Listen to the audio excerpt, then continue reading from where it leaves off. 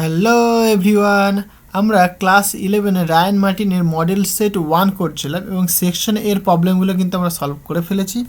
আজকে আমরা section B এবং সেকশন সির যত সব প্রবলেম রয়েছে সমস্ত কিছু আমরা সলভ করে ফেলবো। প্রত্যেকটা কোশ্চেন নিউমেরিক্যালস প্রবলেমগুলো আমরা কিন্তু সলভ করবো, তার পেছনের যে ইতিহাস ফিজিক্স সেগুলো আমরা কিন্তু ডিটেইলে আলোচনা করব। তো পুরো ভিডিওটা দেখতে থাকো, অনেক কিছু শিখতে পারবে, ঠিক আছে? তো কালকে ভিডিওটা দেওয়ার কথা ছিল কিন্তু আমি কাজের চাপের জন্য দিতে পারিনি, তো আজকে ভিডিওটা করছি, তো তোমরা দেখো ভিডিওটা। আচ্ছা, তো ফার্স্ট যে কোশ্চেনটা কি বলছে দেখো, 6 দাগের, এটা তো থিওরি, আমি এটা করছি না, যে অথবা এর কোশ্চেনটা দেখো কি বলছে। বলছে পৃথিবী পৃষ্ঠে একটি বস্তুর ওজন এত নিউটন, 63 নিউটন, মানে পৃথিবী পৃষ্ঠে এরকম পৃথিবী রয়েছে, এর ওপরে একটা অবজেক্ট রয়েছে, এই অবজেক্টের যে ওজন সেটা বলে দিয়েছে তোমার 63 নিউটন। ফাইন, বুঝলাম। বলছে পৃথিবী পৃষ্ঠ থেকে এর ব্যাসার্ধের অর্ধেক উচ্চতায়, মানে এখান থেকে কিছু দূরত্বে, মানে এখানে এই উচ্চতায় তুমি নিয়ে আসলে অবজেক্টটাকে, রাইট? তাহলে পরে বলছে ওই বস্তুটির ওপর পৃথিবীর অভিকর্ষজ বল কত সেটা আমাদেরকে বের করতে বলেছে। একদম সিম্পল কোয়েশ্চেন, গ্র্যাভিটির একটা সিম্পল কোয়েশ্চেন দিয়েছে। আচ্ছা, কোয়েশ্চেন নাম্বার 6-এর অথবা, রাইট, অথবা এ দেখো, তাহলে এইটা আমাদের পৃথিবী রয়েছে, বুঝলাম, পৃথিবী। ওকে, পৃথিবীর রেডিয়াস কি হয়? আর, ক্যাপিটাল আর হয়ে থাকে। এইবার পৃথিবীর ওপরে একটা অবজেক্ট রয়েছে যার মাস ধরলাম আমি এম, তাহলে পৃথিবী পৃষ্ঠে যে অভিকর্ষজ ত্বরণ সেটা জি হয়, তাহলে জি, তাহলে এর ওজন কতখানি হবে তুমি জানো, তাহলে মাস ইন্টু অ্যাক্সেলারেশন, এটা ওজন, রাইট? এইবার এর ভ্যালু তোমাকে বলে দিয়েছে 63 নিউটন। এবার এখানে আমি আরেকটা কথা বলে রাখি, যেহেতু দুটো অবজেক্ট, এখানে একটা অবজেক্ট যার মাস এম আর পৃথিবীর একটা অবজেক্ট যার মাস ধরলাম আমি ক্যাপিটাল এম, রাইট?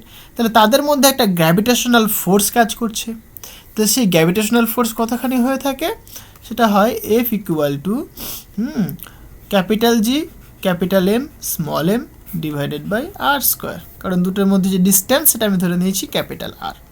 ওকে, মানে মাস্টার একটা রেডিয়াস রয়েছে সেটাকে আমি নেগলেক্ট করে দিলাম। ওকে, হ্যাঁ, আচ্ছা, কারণ যে গ্র্যাভিটেশনাল যে ফোর্স আমরা লিখি সেটা কি দুটো পয়েন্ট মাসের মধ্যে ডিস্টেন্স হয়ে থাকে, মানে যে অবজেক্ট তুমি নিচ্ছি সে অবজেক্টের কি সেন্টার অফ যে মাস বা সেন্টার অফ মাসের যে পয়েন্টটা, সে পয়েন্ট দুটোর মধ্যে ডিস্টেন্স হয়ে থাকে, এটা মাথায় রাখতে হবে, খুব ইম্পর্টেন্ট কথাটা। হ্যাঁ, আচ্ছা, তাহলে এখানে দেখো এই যে ফোর্সটা কতখানি লিখতে পারি আমরা, mass into acceleration due to gravity, that is equal to capital G capital M divided by R square. তাহলে এটা তোমাকে বলে দিয়েছে, তাই না? এম জি ভ্যালু তোমাকে বলে দিয়েছে, তাহলে তুমি লিখতে পারো এটা মানে কত, 63। ওকে, এটা তুমি 1 নম্বর নাম দিয়ে রাখো। এবার কোশ্চেনটা কি বলেছে, এবার বলছে পৃথিবী থেকে, ঠিক আছে, কিছুটা ডিস্টেন্সে, কতখানি ডিস্টেন্সে গেছে, বলছে পৃথিবীর যে ব্যাসার্ধ তার অর্ধেক ডিস্টেন্সে। কোথা থেকে বলো তো, পৃথিবীর সারফেস থেকে। তাহলে এটা মনে করো পৃথিবীর সারফেস, তাহলে এইখান থেকে এই ডিস্টেন্সে একটা অবজেক্টকে রেখেছে, তাহলে এইচের ভ্যালু কতখানি বলছে r/2। এই এইচটা কোথা থেকে বলো তো, পৃথিবীর সারফেস থেকে। এই কথাটা খুব ইম্পর্টেন্ট, এখানে বলেছে তোমাকে পৃথিবী পৃষ্ঠ থেকে এর ব্যাসার্ধের, মানে পৃথিবীর ব্যাসার্ধের অর্ধেক উচ্চতায়। ক্লিয়ার হয়েছে? তাহলে পৃথিবী পৃষ্ঠ থেকে তাহলে অর্ধেক উচ্চতায়, মানে কি পৃথিবীর যে রেডিয়াসটা তার কি অর্ধেক। তাহলে এইখানে একটা অবজেক্ট রেখেছে, সেই অবজেক্টের মাস কিন্তু এম, কিন্তু এইখানে কিন্তু অ্যাক্সেলারেশন ডিউ টু গ্র্যাভিটি আলাদা হবে, সেটাকে ধরলাম আমি জি প্রাইম। ক্লিয়ার হয়েছে? তাহলে এবার আমাকে একটা কথা বলো, তাহলে অবজেক্ট এখানে রয়েছে তোমার পৃথিবীর সেন্টার এখানটায়, পৃথিবীর মাস ক্যাপিটাল এম, তাহলে এই দুটোর মধ্যে, দুটো পয়েন্টের মধ্যে ডিস্টেন্স কতখানি, কারণ এখান থেকে এইটুকুনি ডিস্টেন্স তো আর, তাহলে পুরোটা কতখানি হবে, তাহলে এইখান থেকে এইটুকুনি যে ডিস্টেন্স হবে সেটা কতখানি হয় বলো তো, হ্যাঁ, মানে সেন্টার, পৃথিবীর সেন্টার থেকে অবজেক্টের সেন্টার পর্যন্ত ডিস্টেন্স সেটা কিন্তু r+r/2 হবে। এটা ইম্পর্টেন্ট। ওকে, তাহলে এইবার তুমি বলতে পারবে যে তাহলে দুটো অবজেক্টের মধ্যে গ্র্যাভিটেশনাল ফোর্স কত হবে, সেটা হচ্ছে আমি F prime, that is equal to capital G capital M small M divided by distance square. ডিস্টেন্সটা কতখানি, r+r/2 তার হোল স্কোয়ার। অনেকে কিন্তু ভুল করে শুধুমাত্র r/2 তার হোল স্কোয়ার করে দেবে, যার দরুন কি আনসারটা মিলবে না, বুঝতে পারলে? তাহলে কি বেসিকটা তোমার ক্লিয়ার রাখতে হবে, হ্যাঁ, তাহলে কিন্তু প্রবলেমগুলো করতে পারবে। তাহলে এইখানে দেখো এই যে এফ প্রাইম জি মানে কি এই অবজেক্টের উপর যে ফোর্সটা কি লিখতে পারো তুমি এম ইন্টু জি প্রাইম কি acceleration due to gravity at this point. Okay, এইটাই গেলে তুমি লিখতে পারো capital G capital M D into small M divided by R plus R by two মানে 1+12, রাইট, মানে 3/2, তাহলে 3/2 মানে 3r/2 তার হোল স্কোয়ার হবে।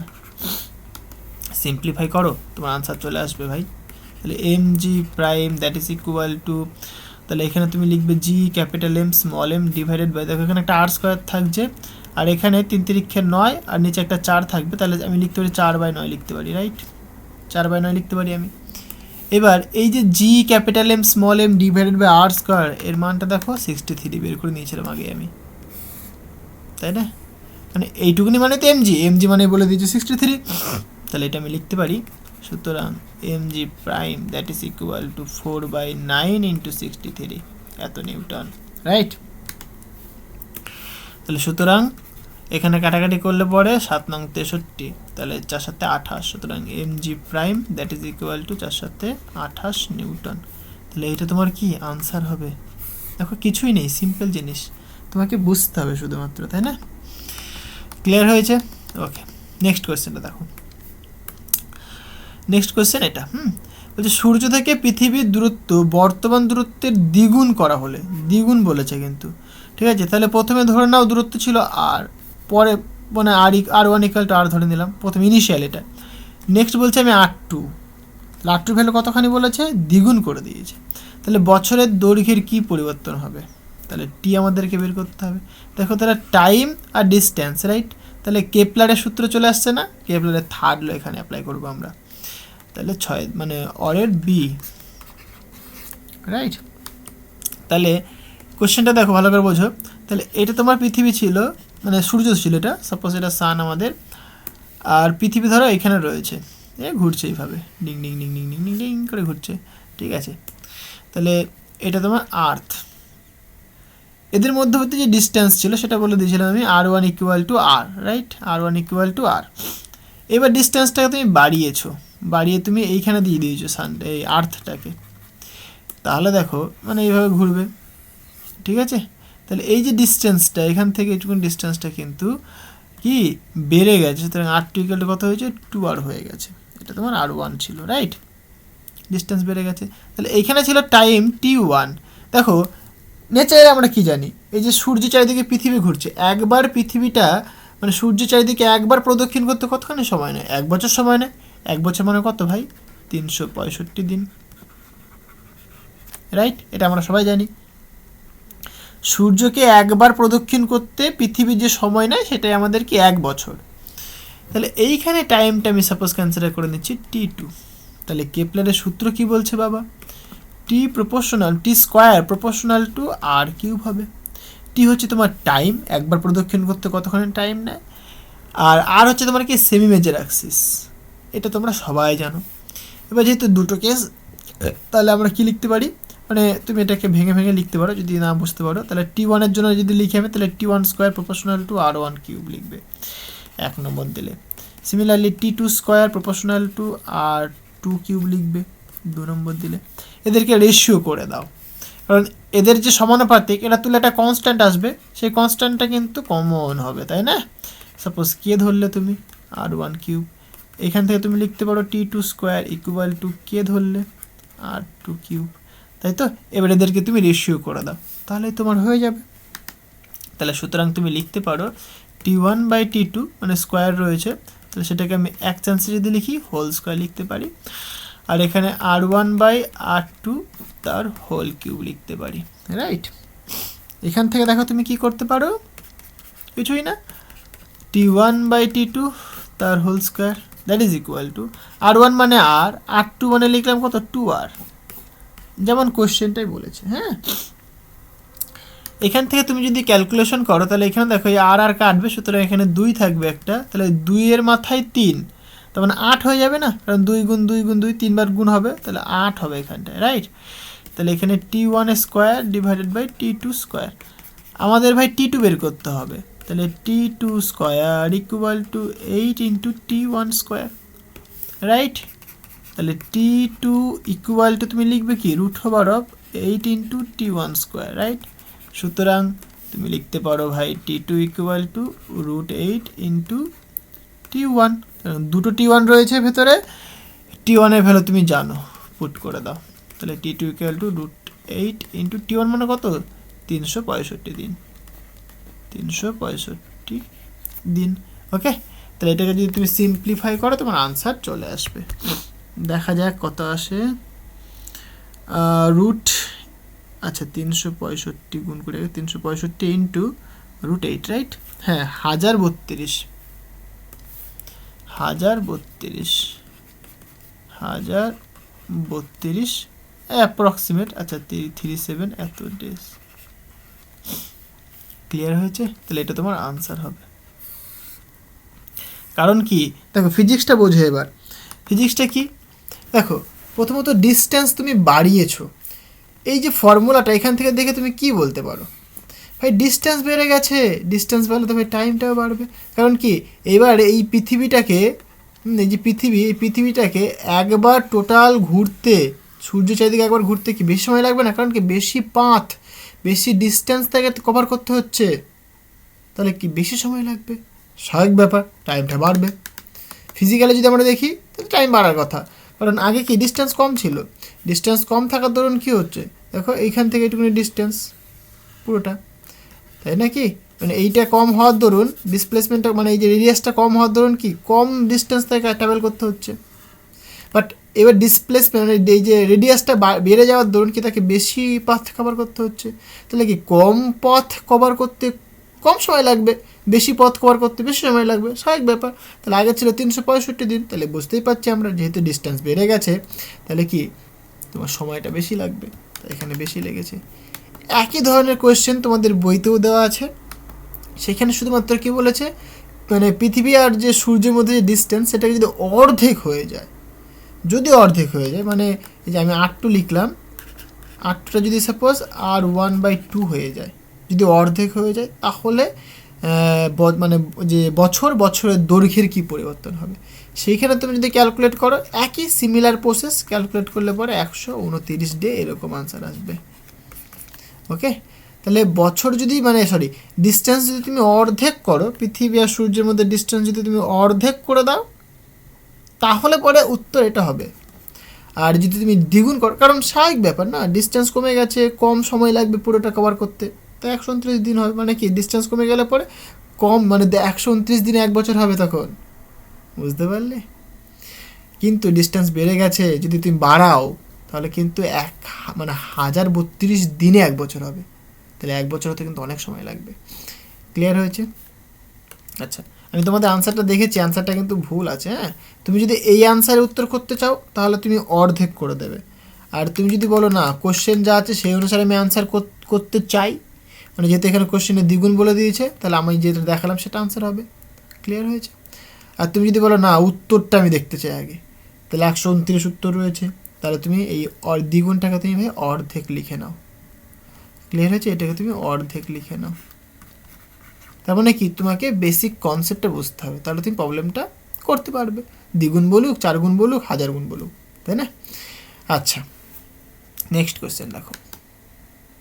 নেক্সট কোয়েশ্চেন কি বলছে, এটা মারাত্মক ইম্পর্টেন্ট একটা কোয়েশ্চেন। এটা বলছে একটি সেকেন্ড দোলক 20 ডিগ্রি সেন্টিগ্রেড উষ্ণতায় সঠিক সময় দেয়, 20 ডিগ্রি সেন্টিগ্রেড উষ্ণতায় সঠিক সময় দেয়। ফাইন, বুঝলাম। সেই টাইমটা ধরলাম আমি, মানে টেম্পারেচারটা কি টি ইকুয়াল টু 20 ডিগ্রি সেন্টিগ্রেড। হ্যাঁ, এটা আমি কেলভিন স্কেলে যদি বলি তাহলে কি যোগ করবো আমরা 273। ঠিক আছে, অসুবিধা নেই। মানে 20 ডিগ্রি সেন্টিগ্রেড উষ্ণতায় সঠিক সময় দেয়। ঠিক আছে, এবার উষ্ণতা কত হলে দোলকটির দিনে মানে 30 সেকেন্ড স্লো যাবে? মানে একটা সিম্পল পেন্ডুলাম রয়েছে, আমি বলছি দোলকের উপাদানের দৈর্ঘ্য প্রসারণ গুণাঙ্ক এত। দেখো ভালো করে বোঝো কোশ্চেনটা ভালো করে বোঝো। নাম্বারটা কত ছিল ভাই, নাম্বার দেখতে ভুলে যাই, 7 দাগের আই থিঙ্ক কি এটা অথবার বোধহয় কিছু একটা হবে। যাই হোক অথবার এখানে ভালো বোঝা যাচ্ছে না। হ্যাঁ অথবা, এই যে অথবা লেখা রয়েছে এখানটা, অথবার এ।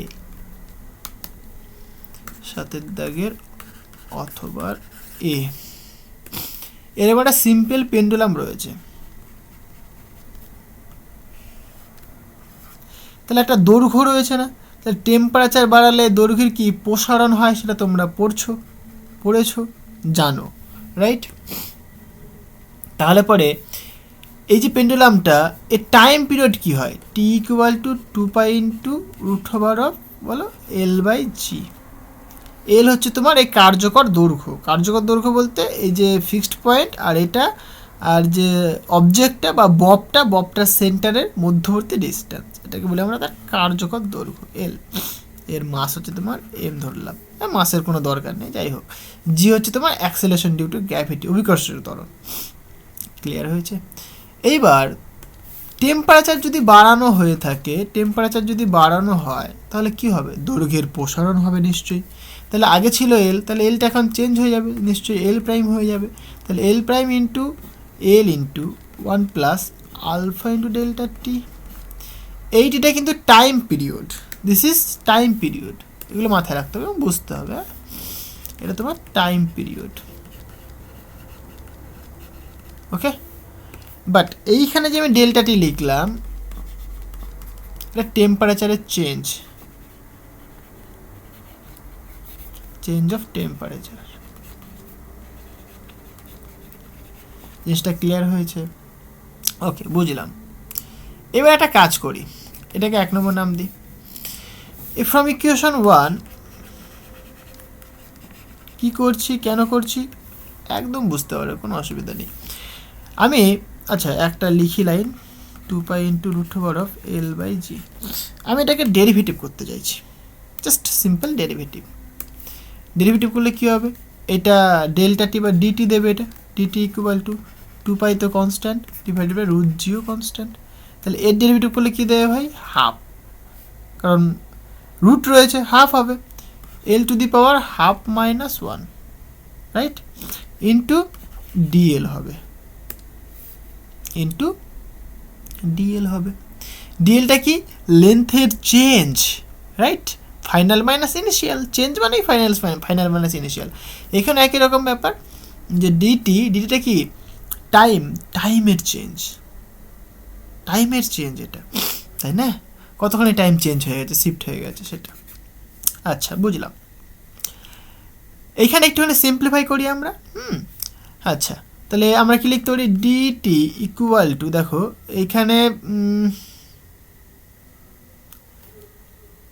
এখানে তোমার 2π বাই রুট জি,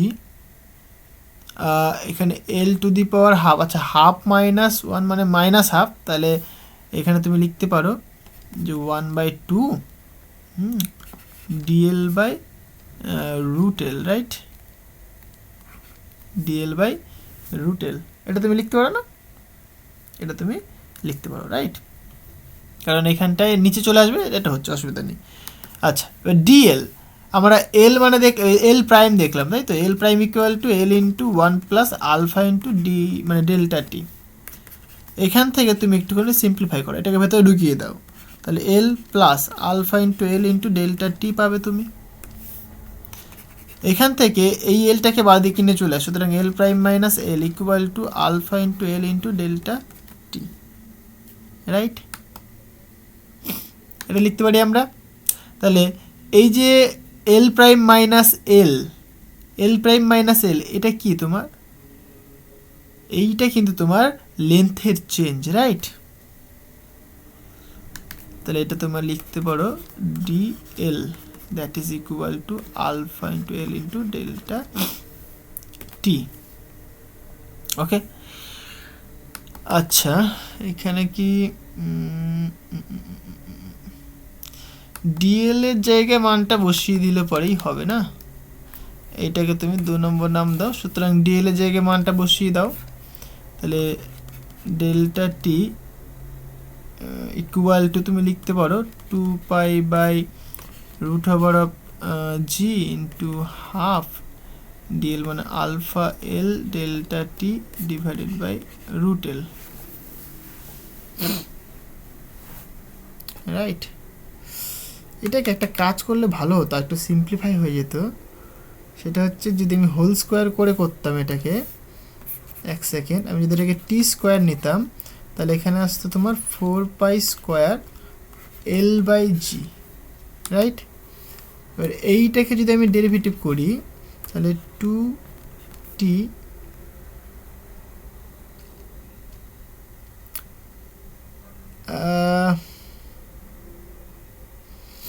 বা লগ নিয়ে ডেরিভেটিভ করলেও সুবিধা হতো আই থিঙ্ক। যদি লগ নিয়ে ডেরিভেটিভ করি, পরে বোথ সাইডে যদি লগ নিয়ে নিই আমি, log T square equal to তাহলে লগ 4π² থাকছে, যদি গুণ তাহলে প্লাস লগ এল থাকবে, রাইট? এটা করলে মনে হচ্ছে বেশি সুবিধা হবে। তাহলে 2 ইন্টু dt/t ইকুয়াল টু, এখানে আমরা এই যেহেতু লগ নিয়েছো তুমি ডেরিভেটিভ করতে, তাহলে রেখে 0 হয়ে যাবে, এটা 0 প্লাস dl/l লিখতে পারো, রাইট? হ্যাঁ, এটা করলে বেশি সুবিধা হবে। এক কাজ করো, প্রথমে যা সিম্পল ডেরিভেটিভ না করে তুমি এটাকে এরকম করে করো। কারণ কেন বলছি এবার বুঝতে পারবে। কারণ তোমরা এরার ক্যালকুলেশন নিশ্চয়ই পড়েছিলে, এরার ক্যালকুলেশন তোমরা পড়েছিলে। এরার ক্যালকুলেশনে তোমরা কি দেখেছিলে যে কী করে আমরা এরার ক্যালকুলেট করি। এইখানেও তো সেটাই করা হচ্ছে, জাস্ট চেঞ্জ দেখছি আমরা, তাই না?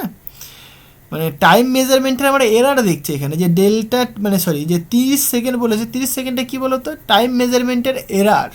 তাহলে ডেল্টা টি হচ্ছে তোমার 30 সেকেন্ডটা, বুঝতে পারলে?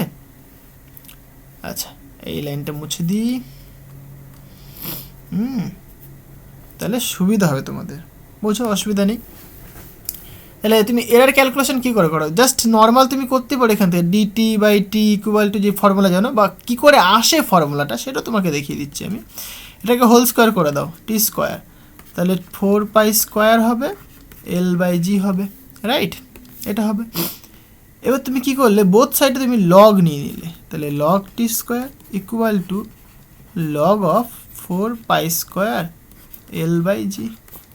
তোমরা নিশ্চয়ই জানো কি করে আসে, তো আমি দেখিয়ে দিই, অসুবিধা নেই। তাহলে এটাকে যদি তোমরা করো তাহলে কি লিখতে পারো তুমি, তাহলে যেহেতু টি স্কোয়ার রয়েছে তাহলে 2 ইন্টু লগ টি লিখতে পারো তোমরা, হলো, ইকুয়াল টু, এখানে দেখো যে গুণ আকারে থাকলে কি হয় ভাই, লগ এম ইন্টু এন, এটা আমরা কি লিখতে পারি, লগ এম প্লাস লগ জি লগ এন, এটা লিখতে পারি আমরা। গুণ থাকলে প্লাস হয়, আমরা জানি প্রপার্টিগুলো। ওকে, তাহলে এখানে তুমি লিখতে পারো লগ একটা 4π²/g, এই কনস্ট্যান্টগুলোকে আমি একদিকে রাখলাম, প্লাস লগ এল একদিকে রাখলাম। এইখানে এবার দেখো তুমি ডেরিভেটিভ করবে, এখানে তুমি কি করবে, ডেরিভেটিভ করবে। ওকে, তাহলে যদি ডেরিভেটিভ করো তাহলে কি দেখতে পাবে, 2 তো ভাই থাকছে, লগের ডেরিভেটিভ করলে কী হয়, 1/t হবে, বাট আমি জাস্ট নর্মাল ডেরিভেটিভ করছি, কারণ রেসপেক্টে করছি না, তাহলে ডিটি লিখবো, তাই না? তাহলে এখানে ডিটি লিখতে পারি আমি। আচ্ছা, এখানে কনস্ট্যান্ট ডেরিভেটিভ করলে ভাই 0 হয়, 0 প্লাস লগ অফ এল, তাহলে ডেরিভেটিভ করলে কী হবে, dl/l হবে, বুঝতে পারলে? তাহলে এখান থেকে তুমি বলতেই পারো যে কি, dt/t that is equal to 2 Times of dl/l, তাই তো? এবার dl এর মান দেখো তুমি এখনই বের করেছিলে, তাহলে পুট করে দাও। তাহলে সুতরাং dt/t equal to 2 into dl মানে কত বাবা, alpha L del T divided by L. এবার দেখো এল ক্যান্সেল হয়ে যাবে, তাহলে সুতরাং তোমার দরকার কি, টেম্পারেচারের ডিফারেন্স, হ্যাঁ, টেম্পারেচার তোমার দরকার, তাহলে এটা হচ্ছে তোমার টেম্পারেচার। তাহলে ডেল্টা টি গেলে তুমি লিখতে পারো, কি লিখবে দেখো, ডিটি থাকবে ডিভাইডেড বাই এই 2 আসবে, আলফা আসবে, ক্যাপিটাল টি আসবে, রাইট? নিচে ক্যাপিটাল টি তো আছেই ভাই, তাহলে 2 ইন্টু আলফা চলে আসলো, এটা। এইবার তুমি সব কিছুর ভ্যালু তুমি জানো, পুট করে দাও, গিভেন, বুঝে নাও কি কি জানো তুমি। তোমাকে বলে দিয়েছে ঘড়িটা কি কত সেকেন্ড স্লো যাবে? 30 সেকেন্ড স্লো যাবে, তাই তো? যতদূর মনে পড়ছে 30 সেকেন্ডই বলেছিল, 30 সেকেন্ড স্লো যাবে। আচ্ছা, আর দৈর্ঘ্য প্রসারণ গুণাঙ্ক মানে আলফা হলে তোমাকে বলে দিয়েছে। এবার দেখো এক দিনে কিন্তু 30 সেকেন্ড স্লো যাবে, ঠিক আছে? মানে দেখেন কথাটা বলেছে এখানে, দিনে 30 সেকেন্ড স্লো যাবে, তাহলে ক্যাপিটাল টিটা কতখানি? একদিন। আর ডিটিটা কতখানি? 30 সেকেন্ড। তাহলে সব লেখো এখানে। তাহলে ডিটি ইকুয়াল টু বলছে 30 সেকেন্ড, আর capital T equal to 1 day. 1 day মানে কত হয় ভাই? 24 ঘন্টা। 24 ঘন্টা মানে 60 দিয়ে গুণ করে এত মিনিট পাবে। মিনিট থেকে তুমি সেকেন্ডে আসবে, জাস্ট সিম্পল জিনিস, এত সেকেন্ড হয়ে গেল। ওকে, তাহলে টি এর ভ্যালুটা কতখানি? এত সেকেন্ড। গুণ করে দাও, কোনো অসুবিধা নেই। আচ্ছা, এইবার দেখো তোমাকে কি বলেছে, তোমার যে টাইমটা, টেম্পারেচার যখন তুমি বাড়িয়েছো, টেম্পারেচার বাড়ানোর দরুন কী হয়েছে? দৈর্ঘ্যটা, মানে ফিজিক্সটা তুমি যদি দেখো, টেম্পারেচার বাড়ানোর দরুন এই দৈর্ঘ্যটা কিন্তু বড় হয়ে গেছে। তাহলে দৈর্ঘ্যটা যদি বড় হয়, এলটা যদি বড় হয়, তাহলে টাইমটা কি বেশি হবে? তাহলে কি মানে একবার কমপ্লিট অসিলেশনের জন্য কতক্ষণে কি বেশি সময় লাগবে, তাই না? আগে যে সময় লাগছে তার থেকে কি বেশি সময় লাগবে। বুঝতে পারলে কথাটা? কারণ দৈর্ঘ্য বেড়ে গেছে, তাহলে কি টাইম পিরিয়ডটাও কি বেড়ে যাবে? টাইম পিরিয়ডটা বেড়ে যাবে। তাহলে টাইম পিরিয়ডটা যদি বেড়ে যায়, মানে একবার কমপ্লিট অসিলেশন করতে বেশি সময় যদি নেয়, তাহলে কি ঘড়িটা স্লো হয়ে গেল না? তাহলে আগে যখন 20 ডিগ্রি ছিল তখন কি, মানে তখন হচ্ছে তোমার মানে সঠিক মাপ দিত। কথাটা বুঝতে পারলে? এবার তুমি যখন দৈর্ঘ্যটা বাড়িয়ে ফেলেছো, মানে টেম্পারেচার বাড়িয়েছো, দৈর্ঘ্য বেড়ে গেছে, তাহলে টাইম পিরিয়ড বাড়বে, তাহলে ঘড়িটা কি স্লো হয়ে যাবে। ক্লিয়ার হয়েছে? তাহলে তুমি এখান থেকে বলতে পারবে যে টেম্পারেচার তাহলে কতখানি বাড়বে। তাহলে দেখো যে নর্মাল, মানে তোমার টেম্পারেচার সাপোজ বাড়াচ্ছ তুমি, তোমার টেম্পারেচার সাপোজ আমি বলছি টি টেম্পারেচার তুমি বাড়িয়েছো T1 বা টি সামথিং কিছু একটা ধরো তুমি, মাইনাস তোমার যে রুমের যে টেম্পারেচার রয়েছে, মানে যে টেম্পারেচারে ঘড়িটা সঠিক মাপ দিচ্ছে, সেটা ধরো তোমার ক্যাপিটাল টি। বুঝতে পারলে? তাহলে এটা ইকুয়াল টু তুমি লিখবে কত, দেখো এখানে সব ভ্যালু তুমি জানো, পুট করে দাও। ডিটি কত বলেছে? 30 second divided by 2 into alpha. Alpha কত বলেছে বাবা? 1.8 × 10⁻⁵। 1.8 × 10⁻⁵ ইন্টু, আর টি মানে 24 গুণ 60 গুণ 60। ওকে, এটাকে তুমি সিম্পলিফাই করো, তাহলে তোমার আনসার কিন্তু চলে আসবে।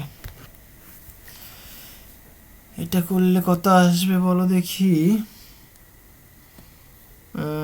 করি 30/2 মানে 15 আসছে, ভাগ 1.8 ভাজিত 24 ভাজিত 60 ভাজিত 60,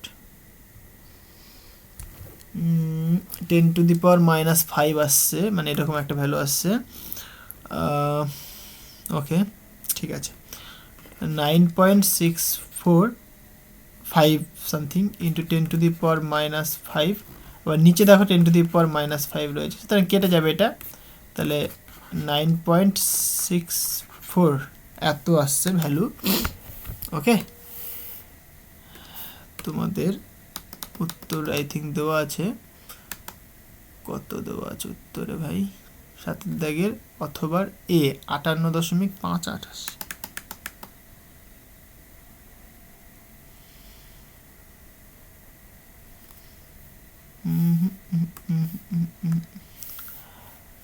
ভুল করলাম কি ক্যালকুলেশনে? 30 ভাগ এত,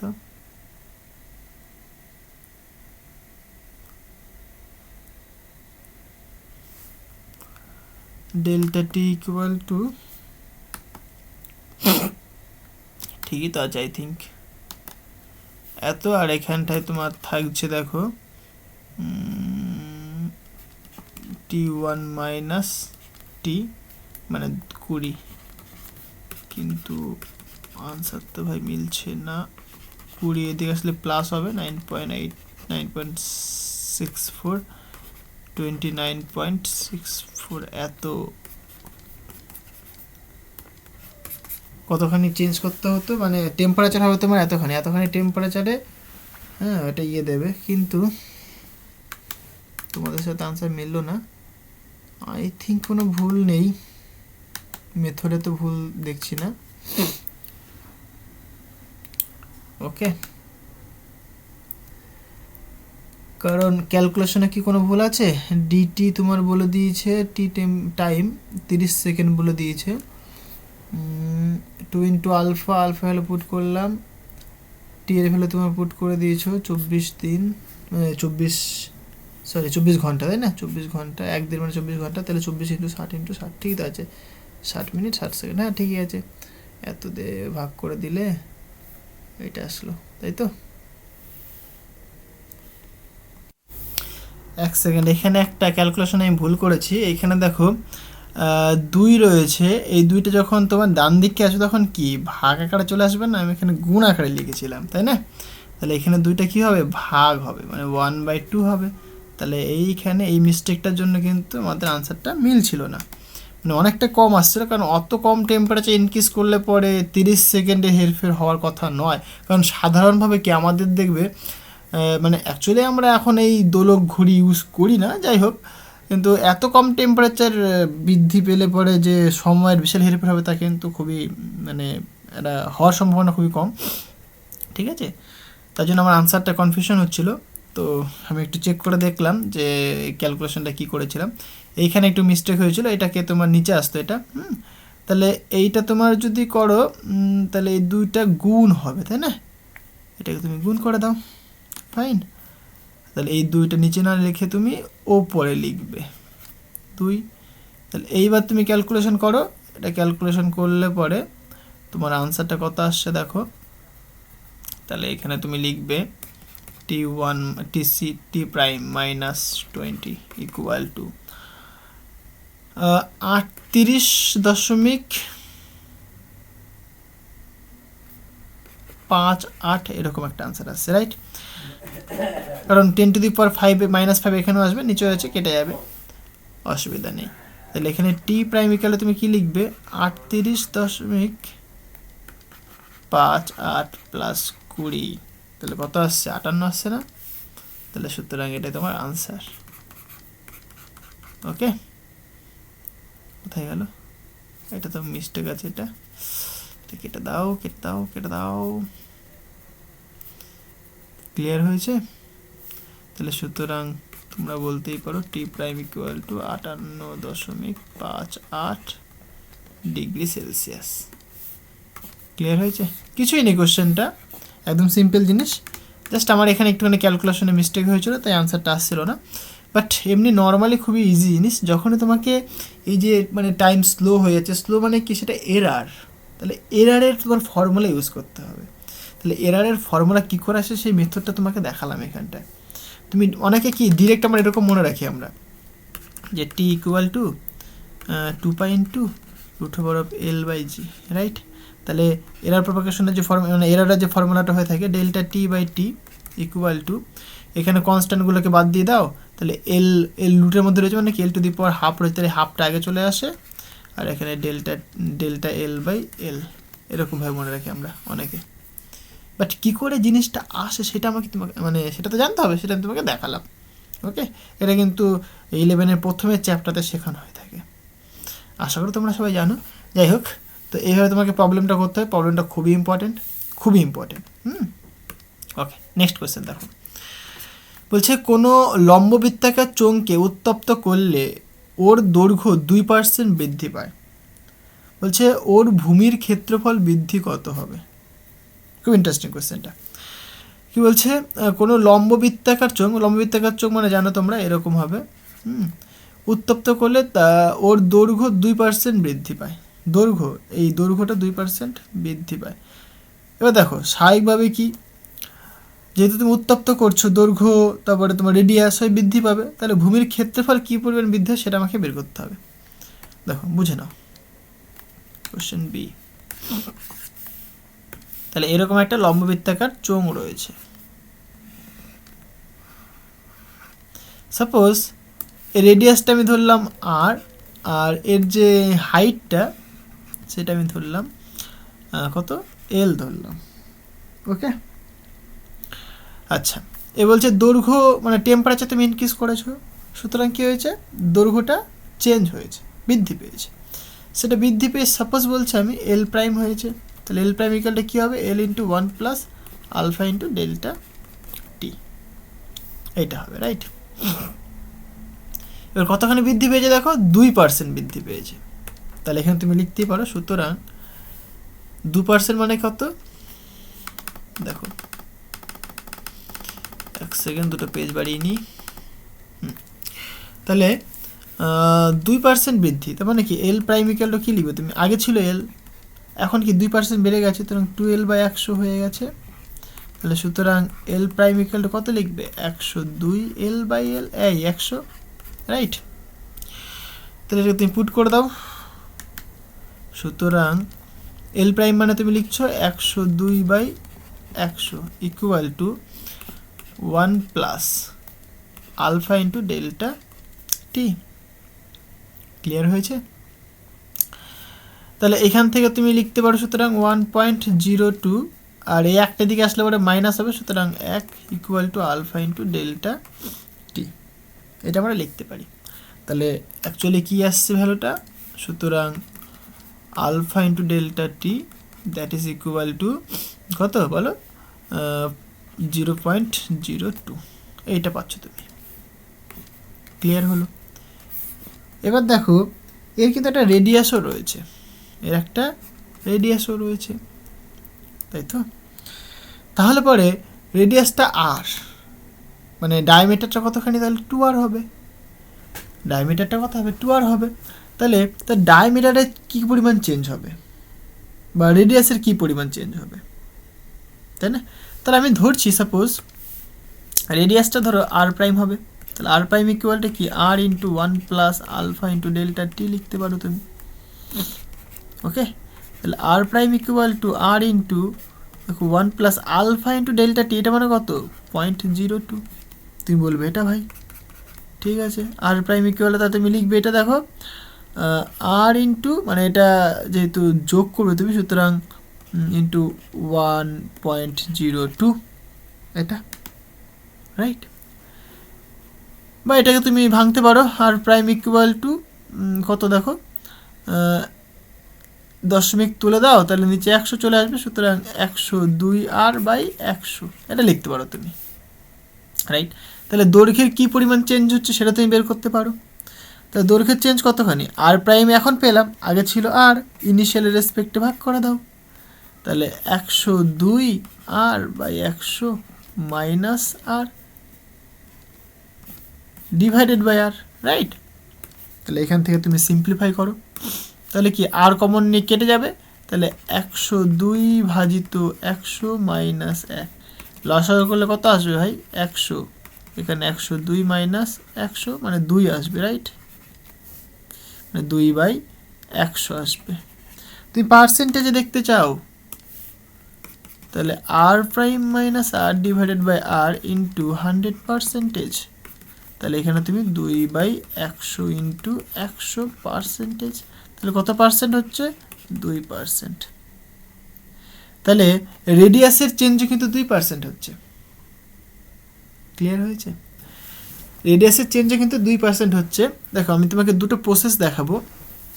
তাহলে এইখান থেকে তুমি এরিয়ার কতখানি চেঞ্জ সেটা বের করতে পারো, কারণ এরিয়া কতখানি হবে, তাহলে area A prime that is equal two কি, পাই আর প্রাইম স্কোয়ার হবে, আর প্রাইম স্কোয়ার হবে। আর ইনিশিয়ালি এরিয়া কতখানি ছিল, A equal to pi R square ছিল, কারণ নিচে তো ভাই বৃত্ত, পাই আর স্কোয়ার হবে। তাহলে আর প্রাইম মানে কতখানি, আর প্রাইম মানে তুমি বলবে ভাই 2% চেঞ্জ, তাই না?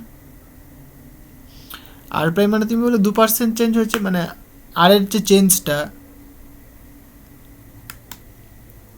মানে আর প্রাইমের ভ্যালু কিন্তু আলাদা, আর প্রাইমের ভ্যালু কিন্তু এটা তুমি পেয়েছো,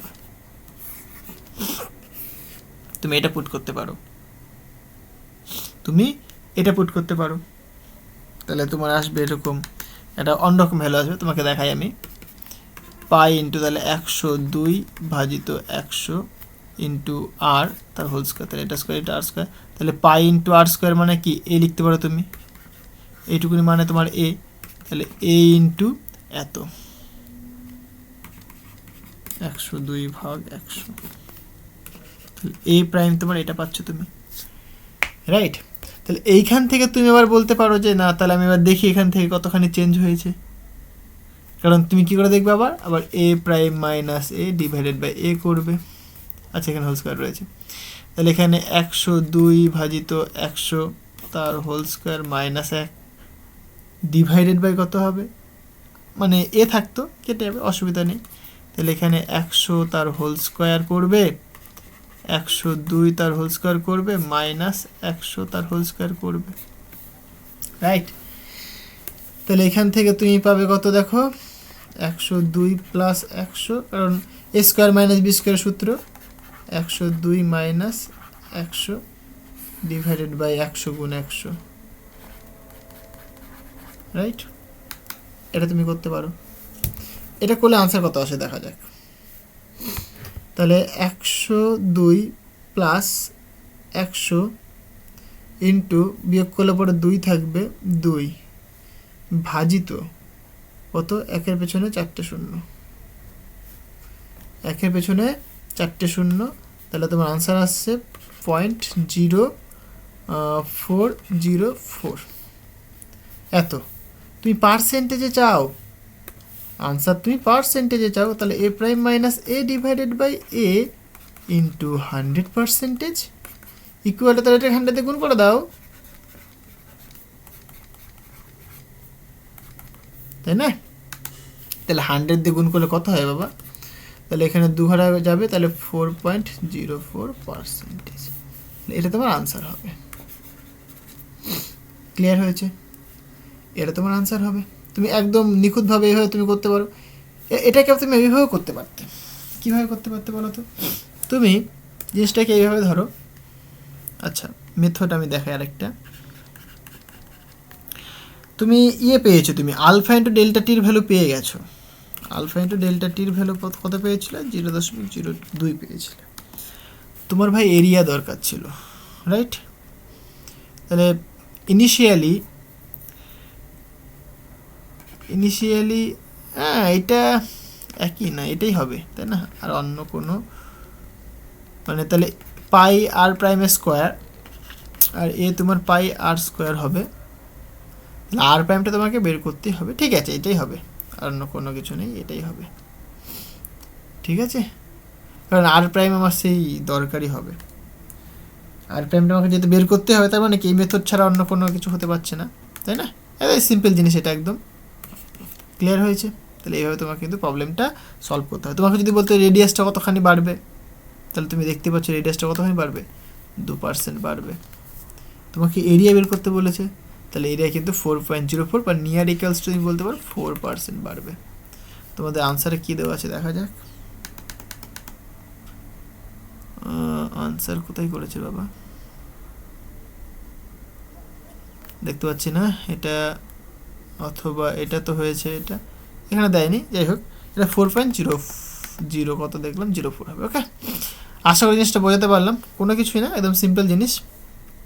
নেক্সট কোশ্চেন দেখো 8 নম্বরটা, যে চিত্রে দেওয়া প্রক্রিয়ায় হ্যাঁ একটা প্রসেস বলেছে, এই যে প্রসেসটা বলছে মানে এ বি সি ডি এ বদ্ধ পথ বরাবর মোট কার্যের পরিমাণ কত হবে, মানে মোট ওয়ার্ক ডান আমাকে বের করতে হবে।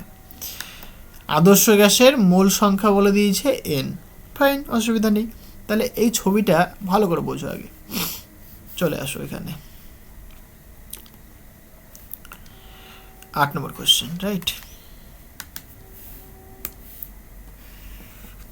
এইদিকে প্রেশার রয়েছে, এইদিকে টেম্পারেচার রয়েছে, একটা ক্লোজড কার্ভ বলেছে, এই এই যাচ্ছে এই যাচ্ছে এই যাচ্ছে, এটা A B C, this is D, আর এটা কি হচ্ছে এইভাবে, ওকে। এদিকটা প্রেশার বলেছি আমি, আর প্রেশারের এই যে পয়েন্টটা মানে এটা, আর এদিকের এটা, আর এদিকের এদের টেম্পারেচার, আর এখানে তোমার টেম্পারেচার। এটা বলেছে 3T0, এটা বলেছে T0, এটাকে বলেছে P0, এটাকে বলেছে 3P0, যদি না ভুল হয়ে থাকে আমি তাই বলেছি নিশ্চয়ই, হ্যাঁ এটাই ঠিক আছে। এবার পুরো যে ক্লোজড কার্ভটা, হ্যাঁ এটা কতখানি কার্য করছে সেটা আমাকে বের করতে হবে। এটা যদি পিভি ডায়াগ্রাম হতো, সিম্পল কথাই বলি, এটা যদি পিভি ডায়াগ্রাম হতো, এখানে টেম্পারেচার না যদি ভি হতো, তাহলে এই যে ক্লোজড কার্ভটা এই যতখানি এরিয়া কভার করছে সেটাই কি তোমার কার্য হতো। হ্যাঁ, যতখানি এরিয়া কভার করে সেটাই কার্য হতো, কারণ কার্যর ফর্মুলাই জানি আমরা কি পি ইন্টু ডিভি। প্রেশার আর যে ভলিউম তাদের গুণফলটাই আমাদের কার্য দেয়, এটা জেনারেল ডেফিনেশন। ফাইন, যেহেতু এখানে প্রেশার আর টেম্পারেচার বলেছে, তাহলে তুমি শুধুমাত্র কিন্তু এই যে closed curve under this area, এটা কিন্তু তোমার ওয়ার্ক ডান হবে না। ফাইন, তাহলে আমাদের বের করতে হবে ওয়ার্ক ডান। তাহলে কি করে বের করবো বলো এবার তুমি দেখো। তাহলে এখানে প্রথমত বলি, এ থেকে যখন তুমি বিতে আসছো, এ থেকে যখন তুমি বিতে আসছো, দেখো এইখানে দেখো এখানে কি হচ্ছে, এখানে টেম্পারেচারটা চেঞ্জ হচ্ছে, বাট প্রেশারটা কিন্তু কনস্ট্যান্ট রয়েছে। তাহলে প্রেশার যদি কনস্ট্যান্ট থাকে সেটাকে আমরা কি বলি, প্রেশার কনস্ট্যান্ট মানে isobaric process, right, isobaric process. তাহলে আমরা এক এক করে ওয়ার্ক ডান বের করবো। তাহলে আইসোবারিক প্রসেসের ক্ষেত্রে ওয়ার্ক ডান কত হবে, তাহলে ডাব্লিউ এ বি, কারণ এ থেকে বি পাতে যাচ্ছি আমরা। ওকে, তাহলে আমরা ফর্মুলা জানি কি প্রেশার ইন্টু ডিভি, এটা আমরা ফর্মুলা জানি, ওয়ার্ক ডানের ফর্মুলা এটা হয়ে থাকে। ফাইন, এটা কিন্তু আইডিয়াল গ্যাসের সমীকরণ বলেছে, তাহলে পিভি ইকুয়াল টু কী হবে, এন আর টি হবে, right, N into R into টি লিখবে তুমি, বুঝলাম। কিন্তু এখানে ডিভি বলেছে, কিন্তু আমি দেখছি টেম্পারেচার চেঞ্জ হচ্ছে, তাহলে ভলিউমটাকে কি টেম্পারেচার টার্মসে নিয়ে আসতে হবে। তাহলে এখান থেকে তুমি বলতে পারো যে V equal to N R T by P, right. তাহলে এখানে তুমি ডিভি ইকুয়াল টু কি লিখতে পারো ভাই, N R by P, P তো কনস্ট্যান্ট কারণ আইসোবারিক প্রসেস, পি কনস্ট্যান্ট তুমি দেখতে পাচ্ছ গ্রাফটাতে, সে প্রসেসের নাম না মনে থাকুক ভাই, এখানে তো দেখতেই পাচ্ছ পিটা কনস্ট্যান্ট রয়েছে 3P0, তাই না। তাহলে এখানে কি হবে, ডিটি হবে। তাহলে তুমি ডিভির জায়গায় তুমি কি বলতে পারো, সুতরাং W A B that is equal to integration over, আচ্ছা লিমিটটা পরে লিখছি আমি, P, P as it is রাখলাম, ইন্টু ডিভি, ডিভি মানে কত দেখো, N R by P into DT. তাহলে পিপি কিন্তু ক্যান্সেল হয়ে যাচ্ছে, রাইট, পিপি এখানে এখানে কেটে যাচ্ছে। তাহলে এখানে আলটিমেট পড়ে থাকছে W A B equal to N R তো কনস্ট্যান্ট আর ডিটি রয়েছে, ডিটি লিমিট বলো তুমি, তুমি দেখতে পাচ্ছ এখানটায় T0 থেকে কি 3T0 আসছে, লিখে দাও T0 থেকে 3T0। ফাইন, তাহলে এখান থেকে তুমি সিম্পলিফাই করো, তোমার কিন্তু ওয়ার্ক ডান চলে আসবে। তাহলে এ বি পাথের জন্য কতখানি ওয়ার্ক ডান হবে, এন ইন্টু আর, তাহলে এখানে টি হবে আপার লিমিট মাইনাস লোয়ার লিমিট হবে, মানে 3T0 মাইনাস টি হবে, মানে T0। তাহলে এন আর আর এখানে 2, তাহলে 2 আগে লিখছি ইন্টু T0, তুমি এটা পাচ্ছ, এটাকে তুমি সাপোজ 1 নম্বর নাম দিয়ে রাখো। ফাইন, তাহলে একটা ওয়ার্ক ডান তুমি পেলে। এবার তুমি বি থেকে তুমি সিতে আসছো, তাহলে এই যে পাথে, এই পাথের জন্য কতখানি ওয়ার্ক ডান করতে হবে সেটা তুমি দেখো। এখানে ভালো করে তাকিয়ে দেখো টেম্পারেচারটা কনস্ট্যান্ট রয়েছে, তাই না, আর ভালো করে দেখো প্রেশারটা কী ছিল, 3P0 ছিল, সেখান থেকে তুমি P0 মানে প্রেশারটা তুমি কমাচ্ছ। প্রেশার কমালে কি হয় বলো তো, ভালো করে দেখো, পিভি ইকুয়াল টু কনস্ট্যান্ট তোমরা জানো যদি বয়েলের সূত্রে বলো, তাই না, বয়েলের সূত্র মানে যেখানে টেম্পারেচারটা কনস্ট্যান্ট থাকে। তাহলে এখানে তুমি বলো ভলিউম কি হবে, প্রেশারের সাথে ইনভার্সলি প্রপোর্শনাল হয়ে থাকে। তাহলে প্রেশার যদি কমে তাহলে ভলিউম কী হবে, বাড়বে। তার মানে কি এই প্রসেসটা কি হচ্ছে, আইসোথার্মাল এক্সপানশন হচ্ছে, তাই না, মানে নিচের দিকে নামছে মানে কি আইসোথার্মাল এক্সপ্যানশন হচ্ছে। কথাটা বোঝাতে পারলাম, কারণ ভলিউম বাড়ছে, বাড়া মানে কি এক্সপ্যান্ড করা, তাই আমরা বলছি এক্সপ্যানশন হচ্ছে। কি করে সব বুঝতে হয়, ক্লিয়ার হয়েছে, প্রত্যেকটা জিনিস কিন্তু নিখুঁতভাবে আমরা বুঝবো। হ্যাঁ, তাহলে আইসোথার্মাল প্রসেস, তাহলে আইসোথার্মাল প্রসেসের জন্য ওয়ার্ক ডান বের করি আমরা। ওকে। ডাব্লু বি থেকে কোথায় আসছে ভাই, সিতে আসছে না, সিতে আসছে, তাহলে পি ইন্টু ডিভি। এবার আমরা কি জানি, আমরা কিছুই জানি না, PV equal to N into R into T, তাই তো। এখানে ভলিউমের কোনো গল্প বলেনি, তাহলে ভলিউমটাকে আমরা রিপ্লেস করে দেবো, তাহলে V equal to N R T divided by P.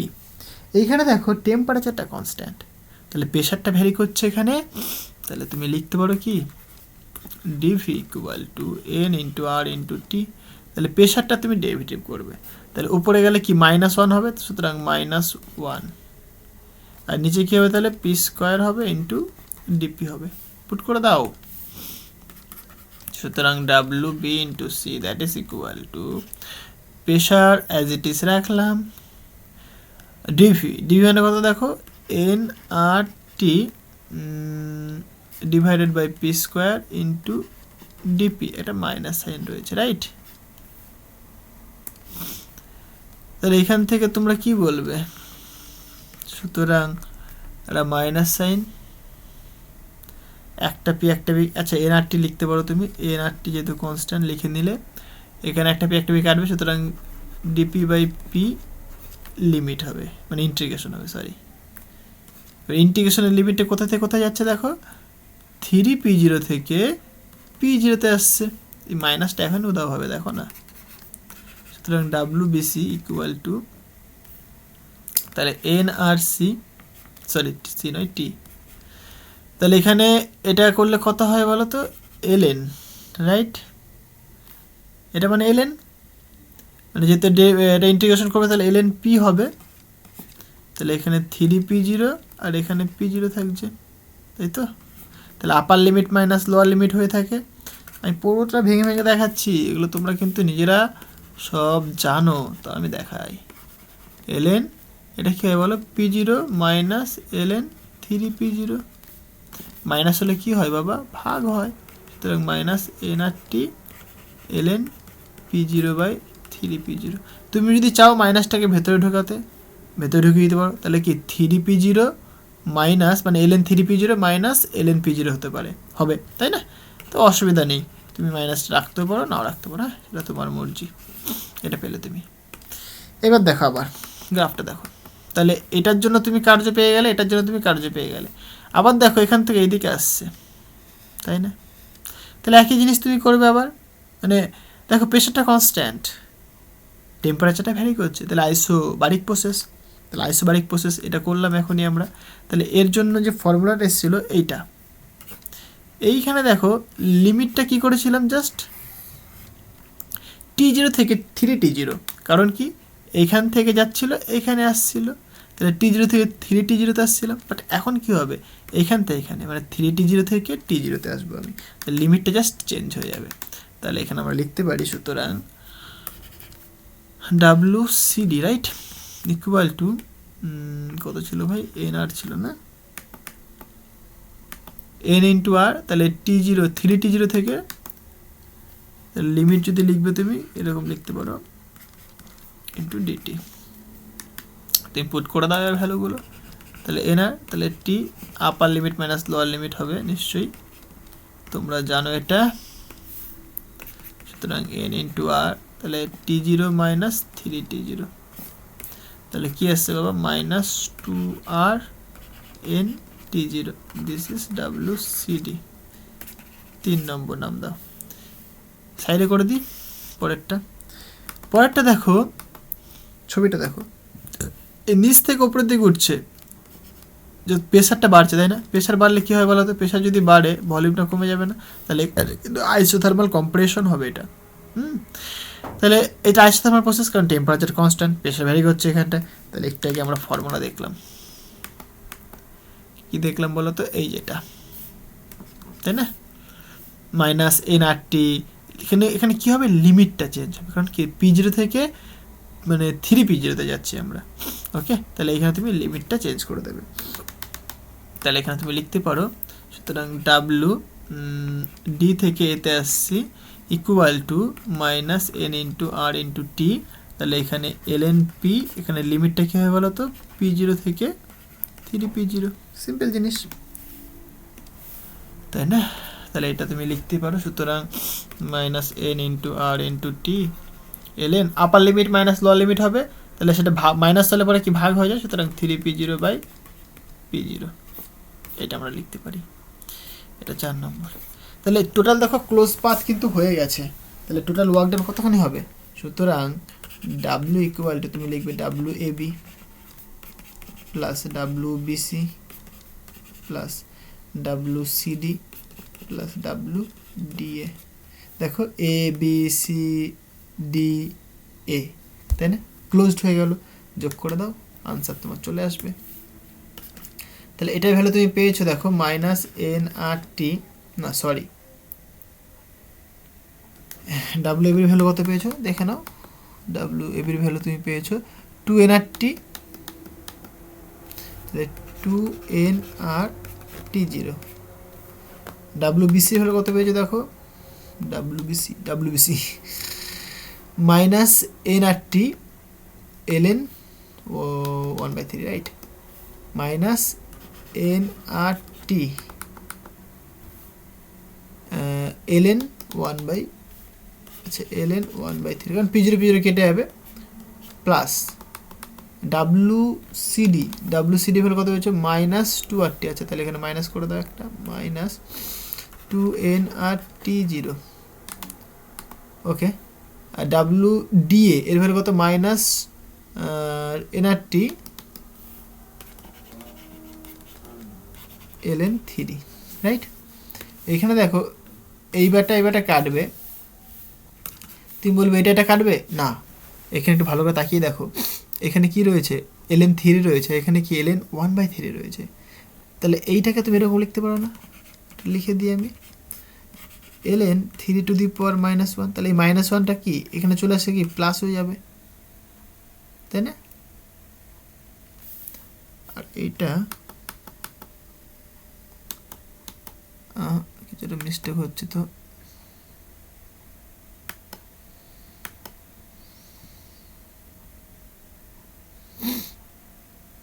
এইখানে তো প্লাস হয়ে যাওয়ার কথা, এটা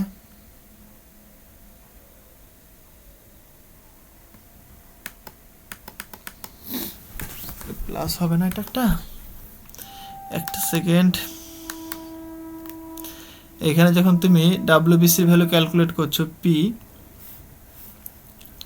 -1/p², রাইট, ডিভি ভ্যালুটা -1/p² মাইনাস এ লিখলে, লিমিট নিপুট করছো মাইনাস সরি এন 3p0 থেকে p0, এটা আপার লিমিট মাইনাস লোয়ার লিমিট, মাইনাসটা তুমি যদি ঢুকিয়ে দিতে তাহলে কেমন আসতো, ডাব্লিউবিসি ইকুয়াল টু এনআরটি, এটা মাইনাস এটা মানে ln 3 হতো, হলো। আর এইখানটায় তোমার মাইনাস রয়েছে,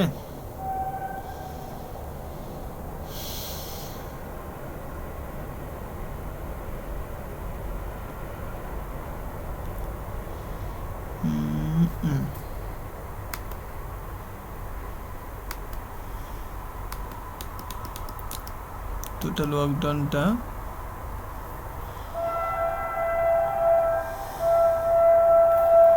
এই মাইনাসটা দিয়ে প্লাস হচ্ছে এখানে, এইখানে তো এটা মাইনাসটা প্লাস হওয়ার কথা রে বাবা, কি মিস্টেক করলাম, এটা নিচে নামছে, মাইনাস থাকছে এখানে, তো 3p0 ln p,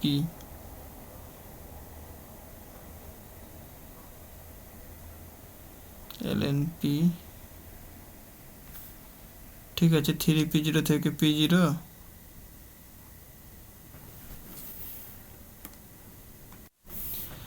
কোশ্চেনটা আমি দেখলাম কিন্তু এর কিন্তু কোনো আমি পাচ্ছি না, মানে ভুল আমি কিন্তু দেখতে পাচ্ছি না, কারণ এইটা ছাড়া তো কোনো হতে পারে না, কারণ নেগেটিভ তো ভাই আসবেই, কারণ এখানটায় নেগেটিভটা রিপ্রেজেন্ট করছে ভলিউম প্রেশার বাড়লে পরে ভলিউম কমবে, বা মানে ইনভার্স ব্যাপারটা ঘটছে এখানটায়, তো নেগেটিভ সাইন সেটা রিপ্রেজেন্ট করছে।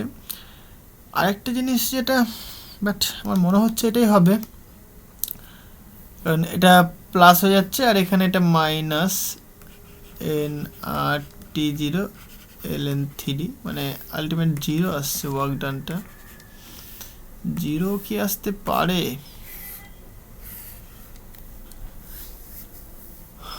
এটা পিটি প্লেন, আবার অ্যাকচুয়ালি পাথ ডিপেন্ডেন্স হয়ে থাকে সাধারণত ওয়ার্ক ডানটা। সো তা দেখলাম আমি কিছুক্ষণ ধরে, কিন্তু একটা জিনিস যেটা বলা যেতে পারে, এটা যেহেতু কম্প্রেশন হচ্ছে সুতরাং এখানে একটা নেগেটিভ সাইন থাকবে। কম্প্রেশনের জন্য নেগেটিভ সাইন থাকবে, মানে ওয়ার্ক ডানটা নেগেটিভ হবে, সেটা ধরলে পরে এখানে একটা প্লাস আসবে, মানে নেগেটিভ থাকবে, আর এই নেগেটিভটা বসে প্লাস হবে। বাট সেটা সাধারণত হয় না, কারণ ওয়ার্ক ডান জাস্ট নর্মাল আমরা যোগ করি, ঠিক আছে, যে ভ্যালু আসে সেগুলো পুট করে দিয়ে করা হয়ে থাকে। তো তোমরা একবার এটা দেখো, ঠিক আছে।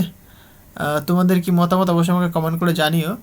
ও এটা আমি বাড়িতে আরেকবার চেক করো ভালো করে, ঠিক আছে। হয়তো কোনো আই থিঙ্ক কোনো মিস্টেক নেই যতদূর আমি দেখছি, ঠিক আছে। তাও আমি আরেকবার চেক করবো, অসুবিধা নেই। তোমরা এটা একটুখানি বাড়িতে ভালো করে দেখো, ঠিক আছে। তো নেক্সট কোশ্চেনটা দেখা যাক। হ্যাঁ, আচ্ছা, এটা আমি পরে আরেকবার বাড়িতে ভালো করে দেখবো, আমি মানে ঠান্ডা মাথায় একটু ভাববো, ঠিক আছে। আচ্ছা, নেক্সট কোশ্চেনটা কি বলছে, কোথায় গেল, এইটা আই থিঙ্ক রাইট। বলছে উষ্ণতা 20 ডিগ্রি মানে থেকে বৃদ্ধি পেয়ে 40 ডিগ্রি হলে শব্দের বেগের শতকরা পরিবর্তন কত হবে? ভালো প্রশ্ন। কিছুই না, তাহলে শব্দের বেগের ফর্মুলা তোমাকে জানতে হবে।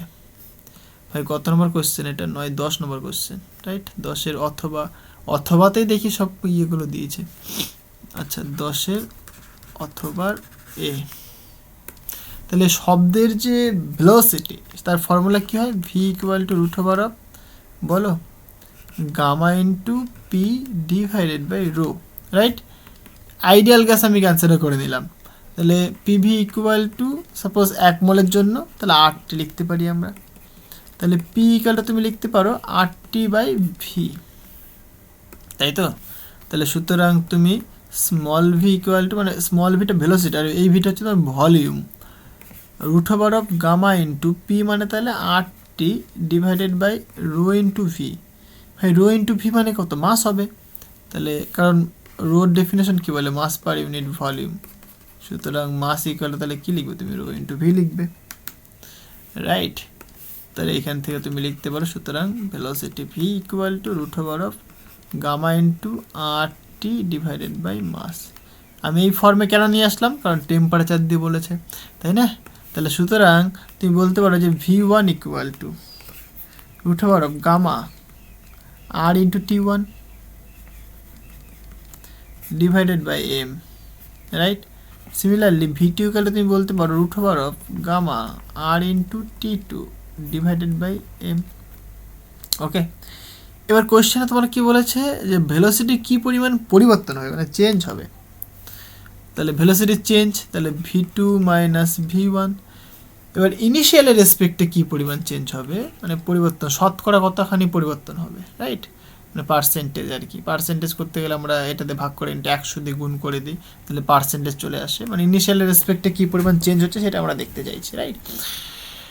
তাহলে এটা লিখলে পরে তুমি কী লিখবে বলো? তাহলে V2 মানে তোমার এটা লিখতে পারো, আমি একটা লাইন বেশি করেই করছি, সুতরাং gamma R T2 divided by M minus, okay, root over of gamma r T1 divided by m, root over of gamma r T1 divided by m।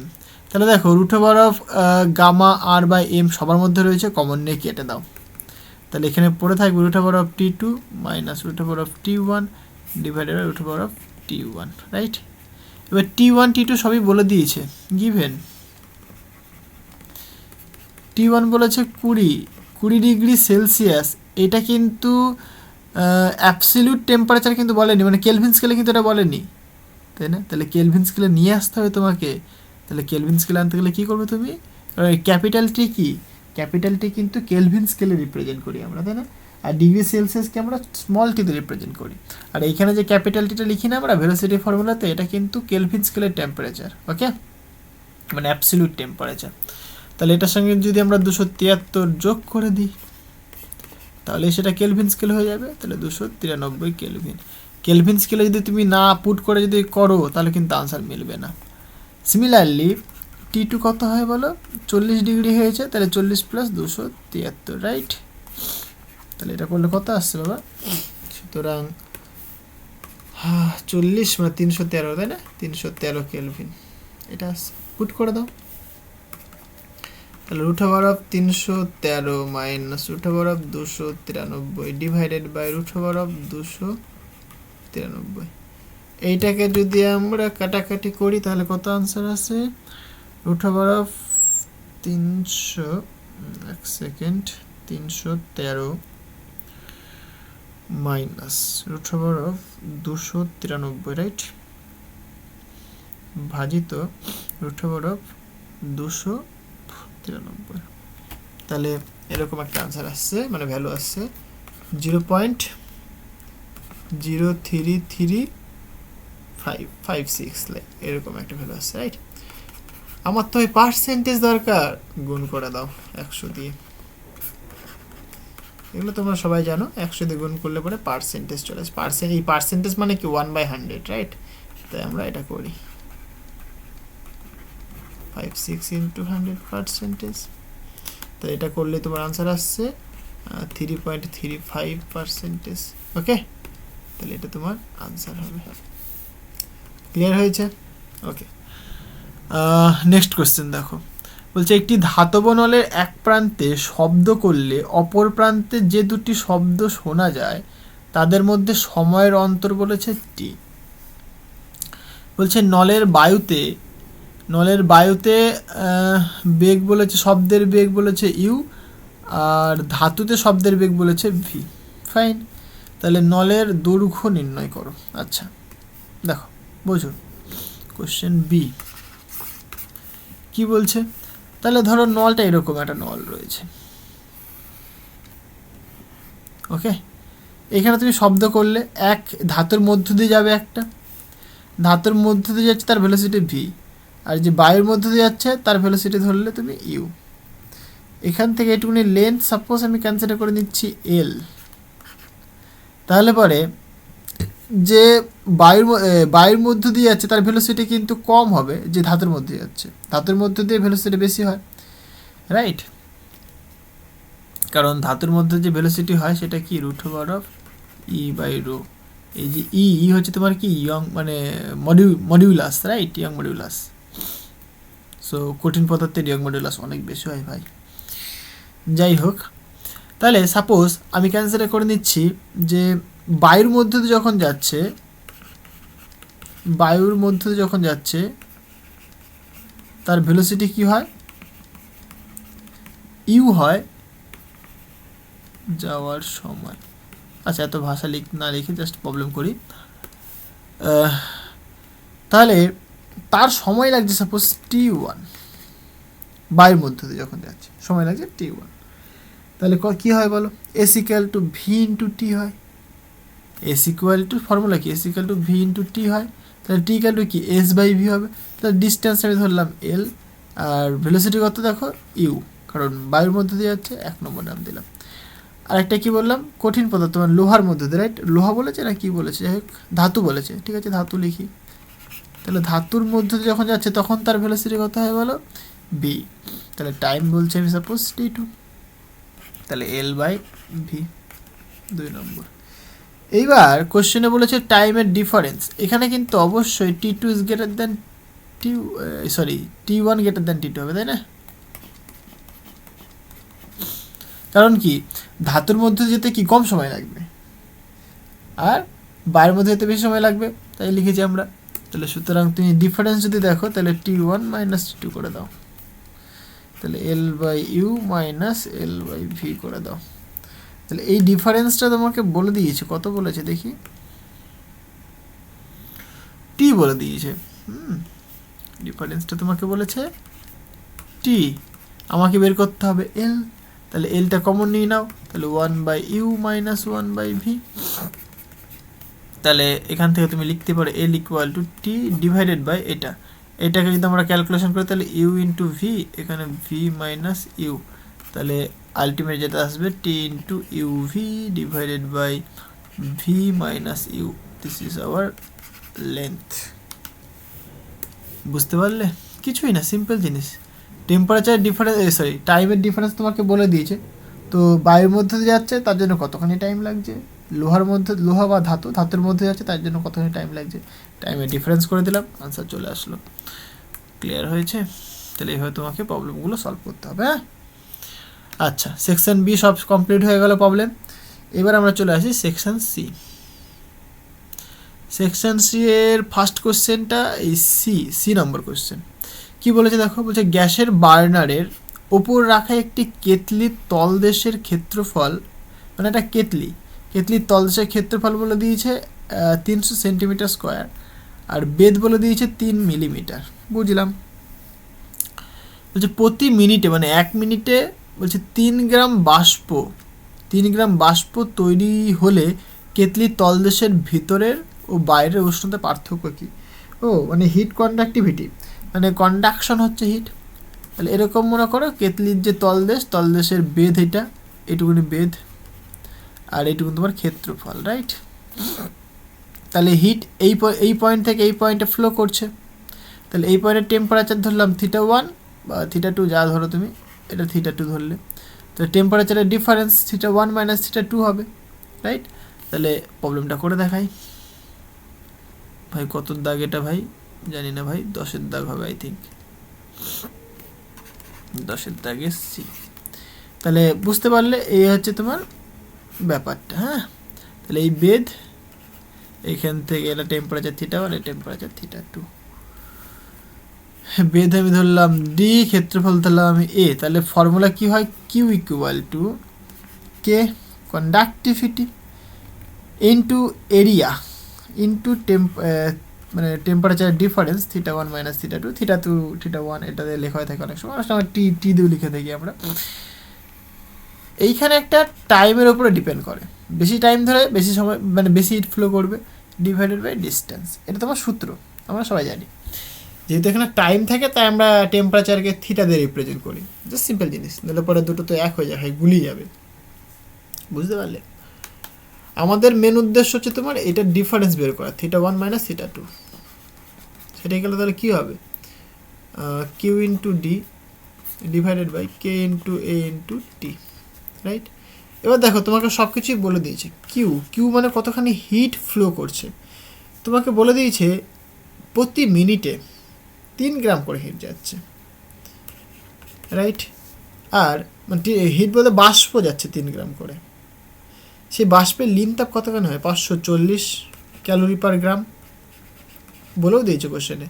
তাহলে কতখানি হিট যাচ্ছে এটা দেখো, এটা তোমার গ্রামে রয়েছে, এটা কি, এটা ক্যালোরি পার গ্রাম। তাহলে গ্রাম কেটে গিয়ে কত হচ্ছে তোমার, মানে 3 ইন্টু 540 গ্রাম, রাইট?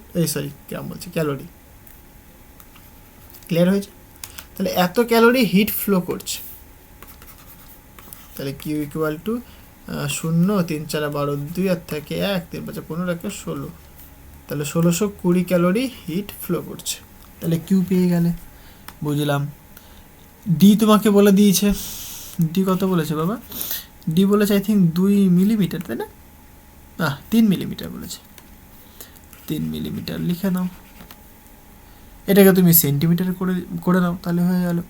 কারণ কি জানি আমরা, 1 সেন্টিমিটার ইকুয়াল টু 10 মিলিমিটার, তাই তো? তাহলে 1 মিলিমিটার ইকুয়াল টু কত সেন্টিমিটার, 1/10, তাহলে 0.3 সেন্টিমিটার হয়ে গেল।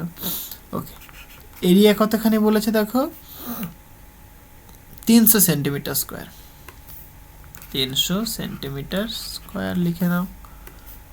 ওকে, এবার কি বলেছে, আচ্ছা এখানে 1 মানে প্রতি মিনিটে, তাহলে 1 মিনিট টি ইকুয়াল টু কত, তাহলে 1 minute T equal to 1 minute, sorry minute means 60 second, right? কিন্তু বলেছে কত, 3 মিনিট, সরি 3 মিনিট না, 1 মিনিটে বলেছে, প্রতি মিনিটে 3 গ্রাম করে যাচ্ছে, তাহলে 60 সেকেন্ড। ওকে, আর কি দরকার ভাই, আর কিছু দরকার আছে? দরকার নেই, পুট করে দাও। তাহলে কিউ তুমি পাচ্ছ কত 3 গুণ 540 মানে 1620 পেলে। ডি তুমি পাচ্ছ 0.3 সেন্টিমিটার ডিভাইডেড বাই কে তুমি পাচ্ছ বলে দিয়েছে কে এর ভ্যালু আই থিঙ্ক হ্যাঁ 0.5 সিজিএস এককে 0.5 বলে দিয়েছে। 0.5 ইন্টু এর ভ্যালু তুমি বের করেছো মানে বলেছে 300 সেন্টিমিটার স্কোয়ার আর টি এর ভ্যালু তুমি বললে 60 কারণ 1 মিনিট ধরে যাচ্ছে তাই তো প্রতি মিনিটে এতখানি করে যাচ্ছে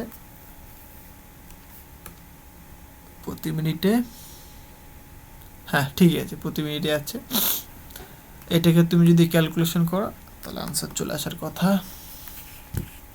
ক্যালকুলেশন করে দেখি বাবা কত আসে 1620 into 0.3 divided by 0.5 divided by 300 divided by 60 ঠিক আছে 0.5 মানে এটা আসছে তোমার 0.054 এইটা তোমার হিটের ডিফারেন্স সরি হিট বলছি টেম্পারেচার ডিফারেন্স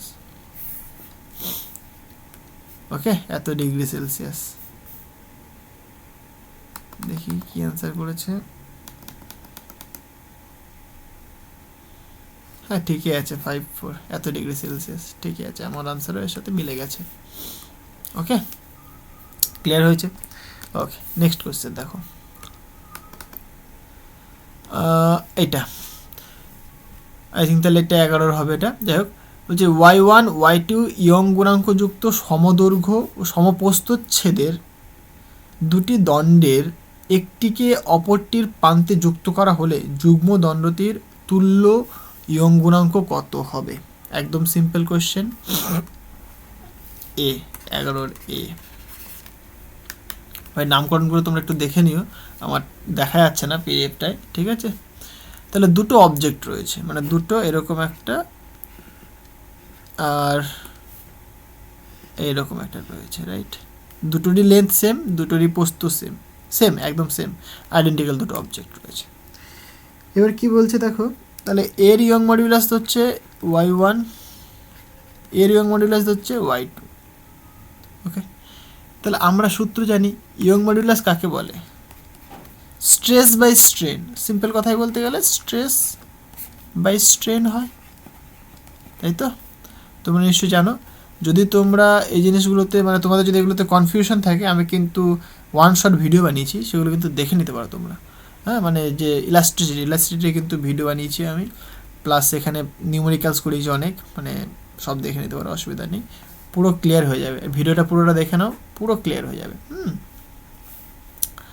তাহলে y1 ইকুয়ালটা কি স্ট্রেস মানে কি ফোর্স পার ইউনিট এরিয়া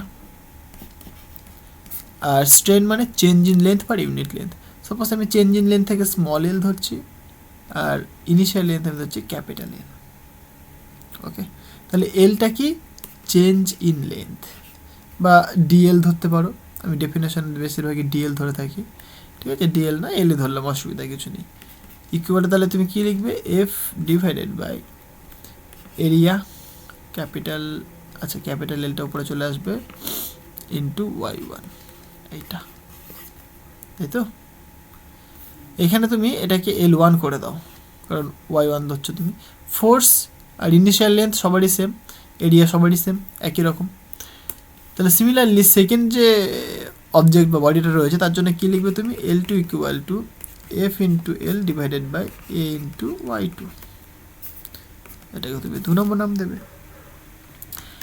এইবার যখন তুমি তুল্য করলে মানে একসাথে যখন যুক্ত করে দিলে তখন তার ইয়ং মডুলাস সাপোজ আমি ক্যান্সেল করছি y তাহলে স্ট্রেস বাই স্ট্রেন হবে তাহলে force per unit area divided by strain তাহলে এখানে টোটাল লেন্থের চেঞ্জ কতখানি হবে দেখো প্রথমটার ক্ষেত্রে L1 হয়েছে দ্বিতীয়টার ক্ষেত্রে L2 হয়েছে তাহলে টোটাল কতখানি হবে বলো তো মানে L হবে এলটা কী হবে L1 প্লাস L2 হবে তাহলে তুমি এখানে L বাই ক্যাপিটাল এল লিখবে কিন্তু এখানে কি ক্যাপিটাল এল হবে না এখানে কিন্তু টোটাল এলটা হবে তাহলে টোটাল কতখানি 2L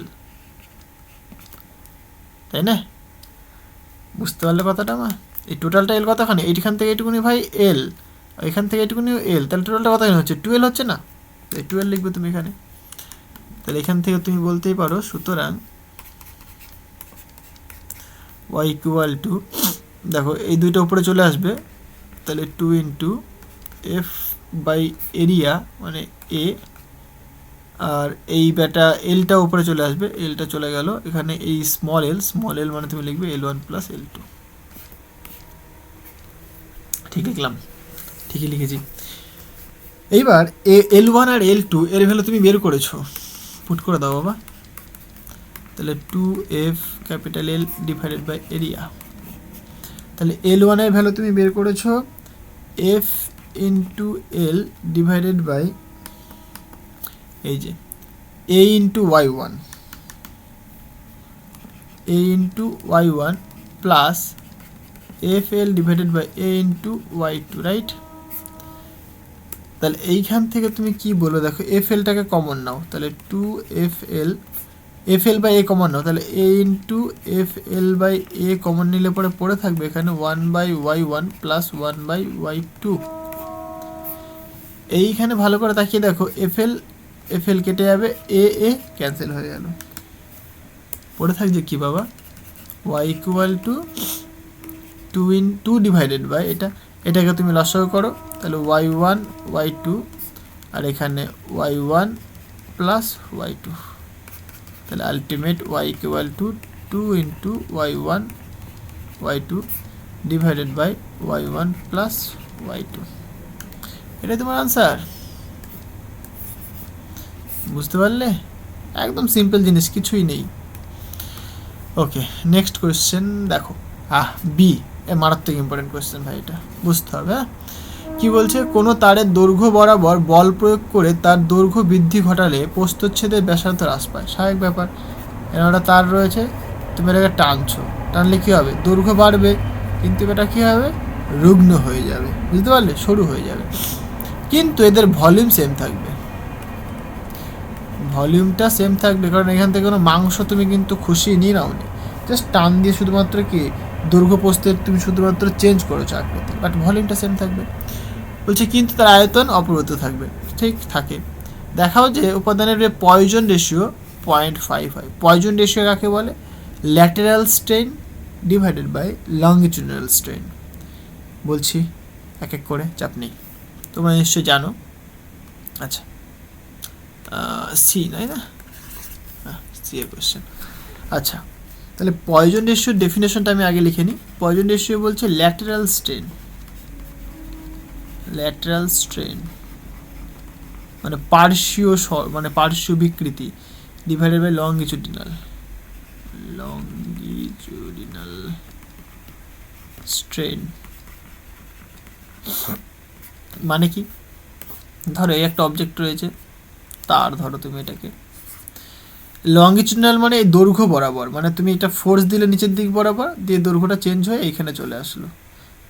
ওকে, এই পরিমাণ লেন্থে চেঞ্জ হয়েছে, ইনিশিয়াল ছিল এইটা।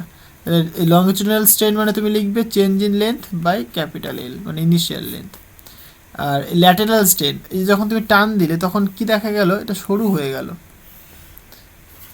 তার মানে কি, এই যে পার্শ্বীয় বরাবর দেখো একটা মানে বিকৃতি তুমি দেখতে পাচ্ছ, এটাই বলছে আমার lateral strain, change in length by initial length. Okay, clear হয়েছে, মানে পার্শ্ব বরাবর যে বিকৃতি হচ্ছে সেটা। এইবার দেখো তোমাকে কি বলেছে, কোথায় গেল কোশ্চেনটা, তারের দৈর্ঘ্য বরাবর বল প্রয়োগ করে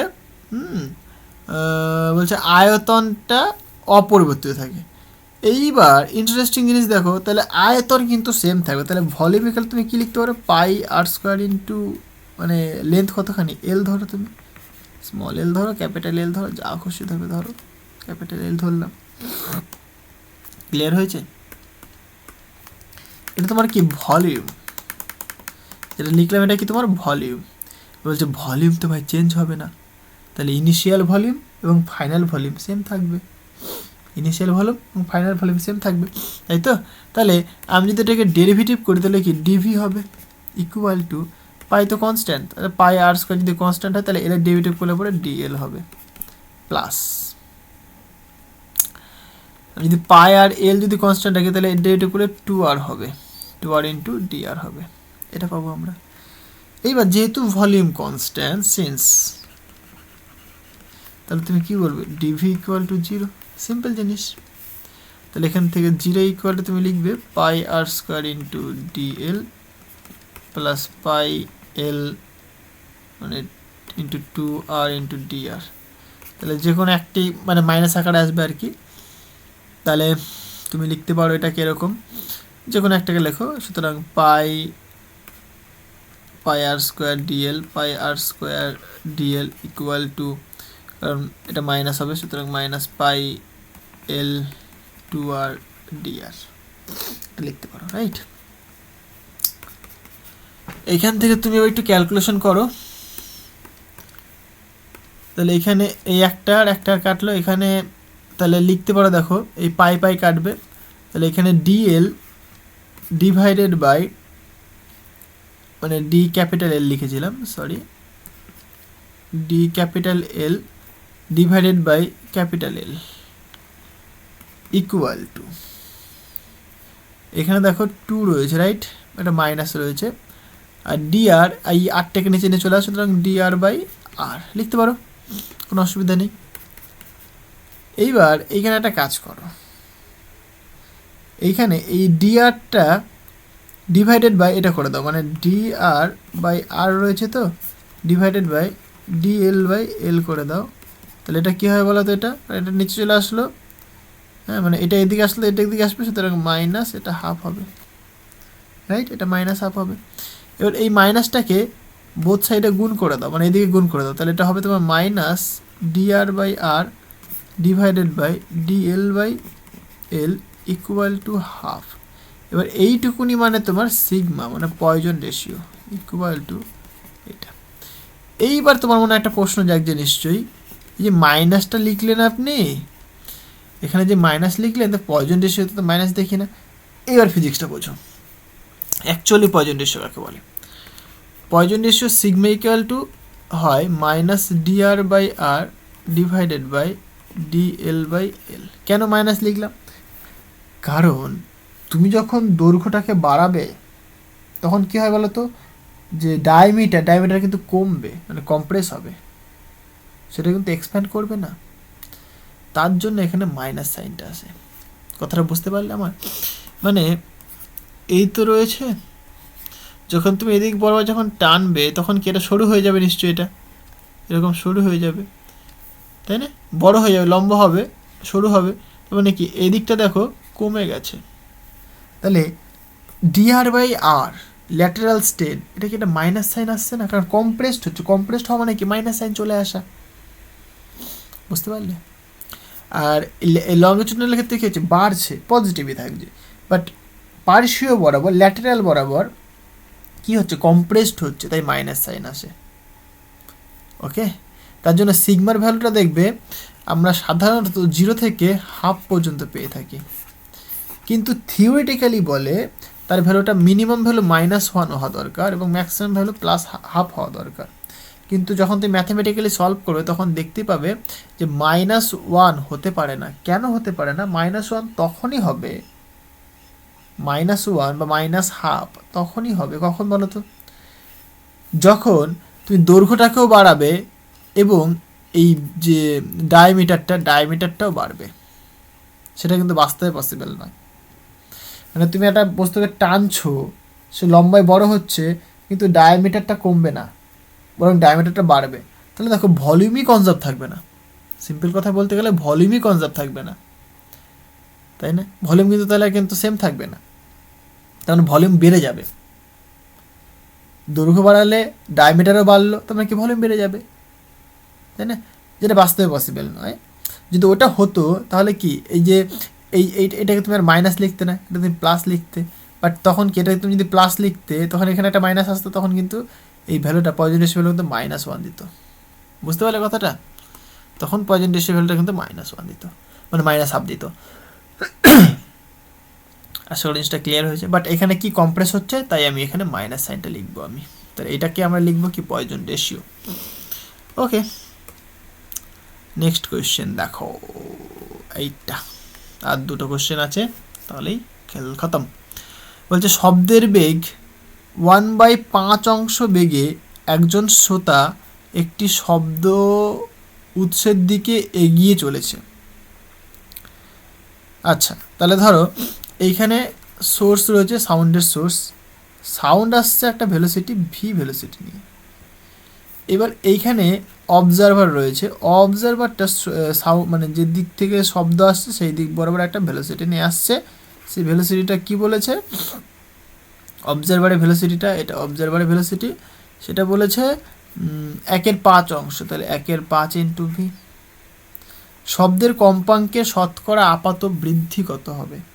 হ্যাঁ, কম্পাঙ্ক বাড়বে, বাট কম্পাঙ্ক কতখানি, মানে শতকরা কতখানি বাড়বে সেটা আমাদেরকে বের করতে বলেছে। তাহলে আমাদের কম্পাঙ্ক বের করার যে ফর্মুলা হয়ে থাকে N prime, that is equal two এইটা প্লাস অবজারভারের ভেলোসিটি ডিভাইডেড বাই এটা মাইনাস অবজারভারের সোর্সের ভেলোসিটি যেখান থেকে সাউন্ড আসছে ইন্টু ন্যাচারাল ফ্রিকোয়েন্সি, রাইট? এটা তাহলে এইখানে দেখো, আচ্ছা এই প্রবলেমটা আমি এখানে করি, ডপলার এফেক্টের ফর্মুলা এটা। হ্যাঁ, আচ্ছা কোশ্চেন নাম্বার একবার দেখে নি, এটা মনে হয় 13 নম্বর হবে নাকি 12 নম্বর হয়, 12C। যাই হোক, নাম্বারটা তোমরা ভাই মিলিয়ে নিও, 12C করে দিচ্ছি আমি। তাহলে এইটা তোমার সোর্স সাউন্ড ভি ভেলোসিটি নিয়ে আসছে, এটা তোমার অবজারভার এ আসছে তোমার ইউও ভেলোসিটি নিয়ে, এটা কত 1/5 ইন্টু ভি বলে দিয়েছে। তাহলে যে ফর্মুলাটা হয়ে থাকে সেটা কি, N prime equal to V plus U অবজারভারের ভেলোসিটি বাই ভি মাইনাস সোর্সের ভেলোসিটি ইন্টু এন। এখানে সোর্সটা রেস্টে রয়েছে, সুতরাং এটা 0 করে দেবে তুমি, বাট শুধুমাত্র কি অবজারভার মুভ করছে, সুতরাং N prime equal to V plus U naught divided by V into N. এই যে ইউ নটটার ভ্যালু তুমি জানো 1/5 into V divided by V, তাহলে ভি কেটে যাচ্ছে এখানে আলটিমেট, এখানে ভাই পড়ে থাকছে কত, তাহলে পরে 1 প্লাস 1/5 ইন্টু এন। তাহলে সুতরাং এন প্রাইম ইকুয়াল টু তুমি লিখবে 5 6 6 ইন্টু এন। শতকরা কী পরিমাণ পরিবর্তন হচ্ছে ভাই, চেঞ্জ করো, N minus N divided by N. ঠিক আছে, তাহলে ইনিশিয়ালের রেসপেক্টে কী পরিমাণ চেঞ্জ হচ্ছে সেটা আমি দেখব। তাহলে 6/5 N minus N divided by N ভাই কমন নিলে কেটে যাবে, তাহলে আলটিমেট পড়ে থাকবে N prime minus N divided by N, that is equal to 6/5 minus 1। তাহলে এর আনসারটা কত হয় বলো তো, 5, আর এদিকে তোমার 6 মাইনাস 5 মানে 1/5 পার্সেন্টেজ করতে চাইছো তুমি, তাহলে N prime minus N divided by N into 100%, তাহলে 1/5 into 100, right? 1/5 into 100, that is percentage. তাহলে এইখান থেকে তুমি আনসার বলবে 5-20, তাহলে 20%, তাহলে এটা তোমার আনসার হবে। ক্লিয়ার হয়েছে? এটা তোমার আনসার হবে, মিলে গেছে। নেক্সট কোয়েশ্চেন দেখো, এটা বলছে সনোমিটারের তার টান করা তারের 8 সেন্টিমিটার ও 70 সেন্টিমিটার দৈর্ঘ্যের সঙ্গেই একটি সুশলাকার সেকেন্ডে 8টি স্বরকম্প সৃষ্টি করে, তাহলে সুশলাকার কম্পাঙ্ক কত হবে? ঠিক আছে, বুঝলাম। তাহলে এইখানে যে জিনিসটা বুঝতে হবে, তাহলে কম্পাঙ্ক বের করে নাও, যেহেতু সনোমিটারে টান করা তার জন্য একটা ফর্মুলা রয়েছে, সেই ফর্মুলা তোমরা নিশ্চয়ই জানো, এটা 13 যাই না কত, যাই হোক 13C করে দিই আমি। সেই ফ্রিকোয়েন্সির ফর্মুলা কী হয়, 1/2 ইন্টু তারের লেন্থ, এটা টান ডিভাইডেড বাই মাস, এটা হচ্ছে তোমার ফর্মুলা। প্রথমে যখন কত বলেছে, প্রথমে 80 সেন্টিমিটার, ফর 80 সেন্টিমিটার, তাহলে ফর 80 সেন্টিমিটার, তখন তুমি কি লিখবে বলো, তখন তুমি n1 ইকুয়াল টু লিখবে 1/2 into 80 root over of t/m, 1 number নাম দাও। Similarly for 70 centimetre, right? 70 তো বলেছে, হ্যাঁ 70 বলেছে, তাহলে n2 ইকুয়াল টু তুমি লিখবে তখন 1/2 ইন্টু 70 √t/m, এটাকে ভাই 2 নম্বর নাম দাও, এ দুজনকে রেশিও করে দাও, সুতরাং n1/n2। রেশিও যদি করো তুমি ভালো করে তাকিয়ে দেখো, এই 1/2 √t/m কেটে যাবে, তাহলে উপরে থাকবে এখানে 70, নিচে আসবে 80, তাই তো? ঠিক বললাম? কারণ 1/80 রয়েছে, তাহলে n1 মানে কি 1/80 লিখবো, আর এটা মানে এটা, ঠিক আছে। তাহলে n2 বাই আলটিমেট আমরা যেটা পাচ্ছি n2 divided by n1 that is equal to 80/70। তাহলে এইখানে দেখতেই পাচ্ছ তুমি 80/70 দ্যাট ইজ গ্রেটার দ্যান 1, সুতরাং তুমি বলবে n2 is greater than n1। ওকে, এবার যে ফ্রিকোয়েন্সি হবে সেটা আমি সাপোজ কনসিডার করছি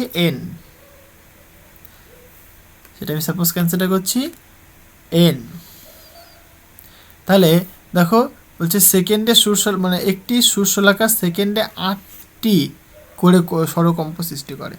তাহলে কম্পাঙ্কের পার্থক্য কত হবে দেখো, ন্যাচারাল যে ফ্রিকোয়েন্সিটা আমি যদি n বলি তাহলে n2 minus n equal to 8, আর n minus n1 equal to 8 হবে।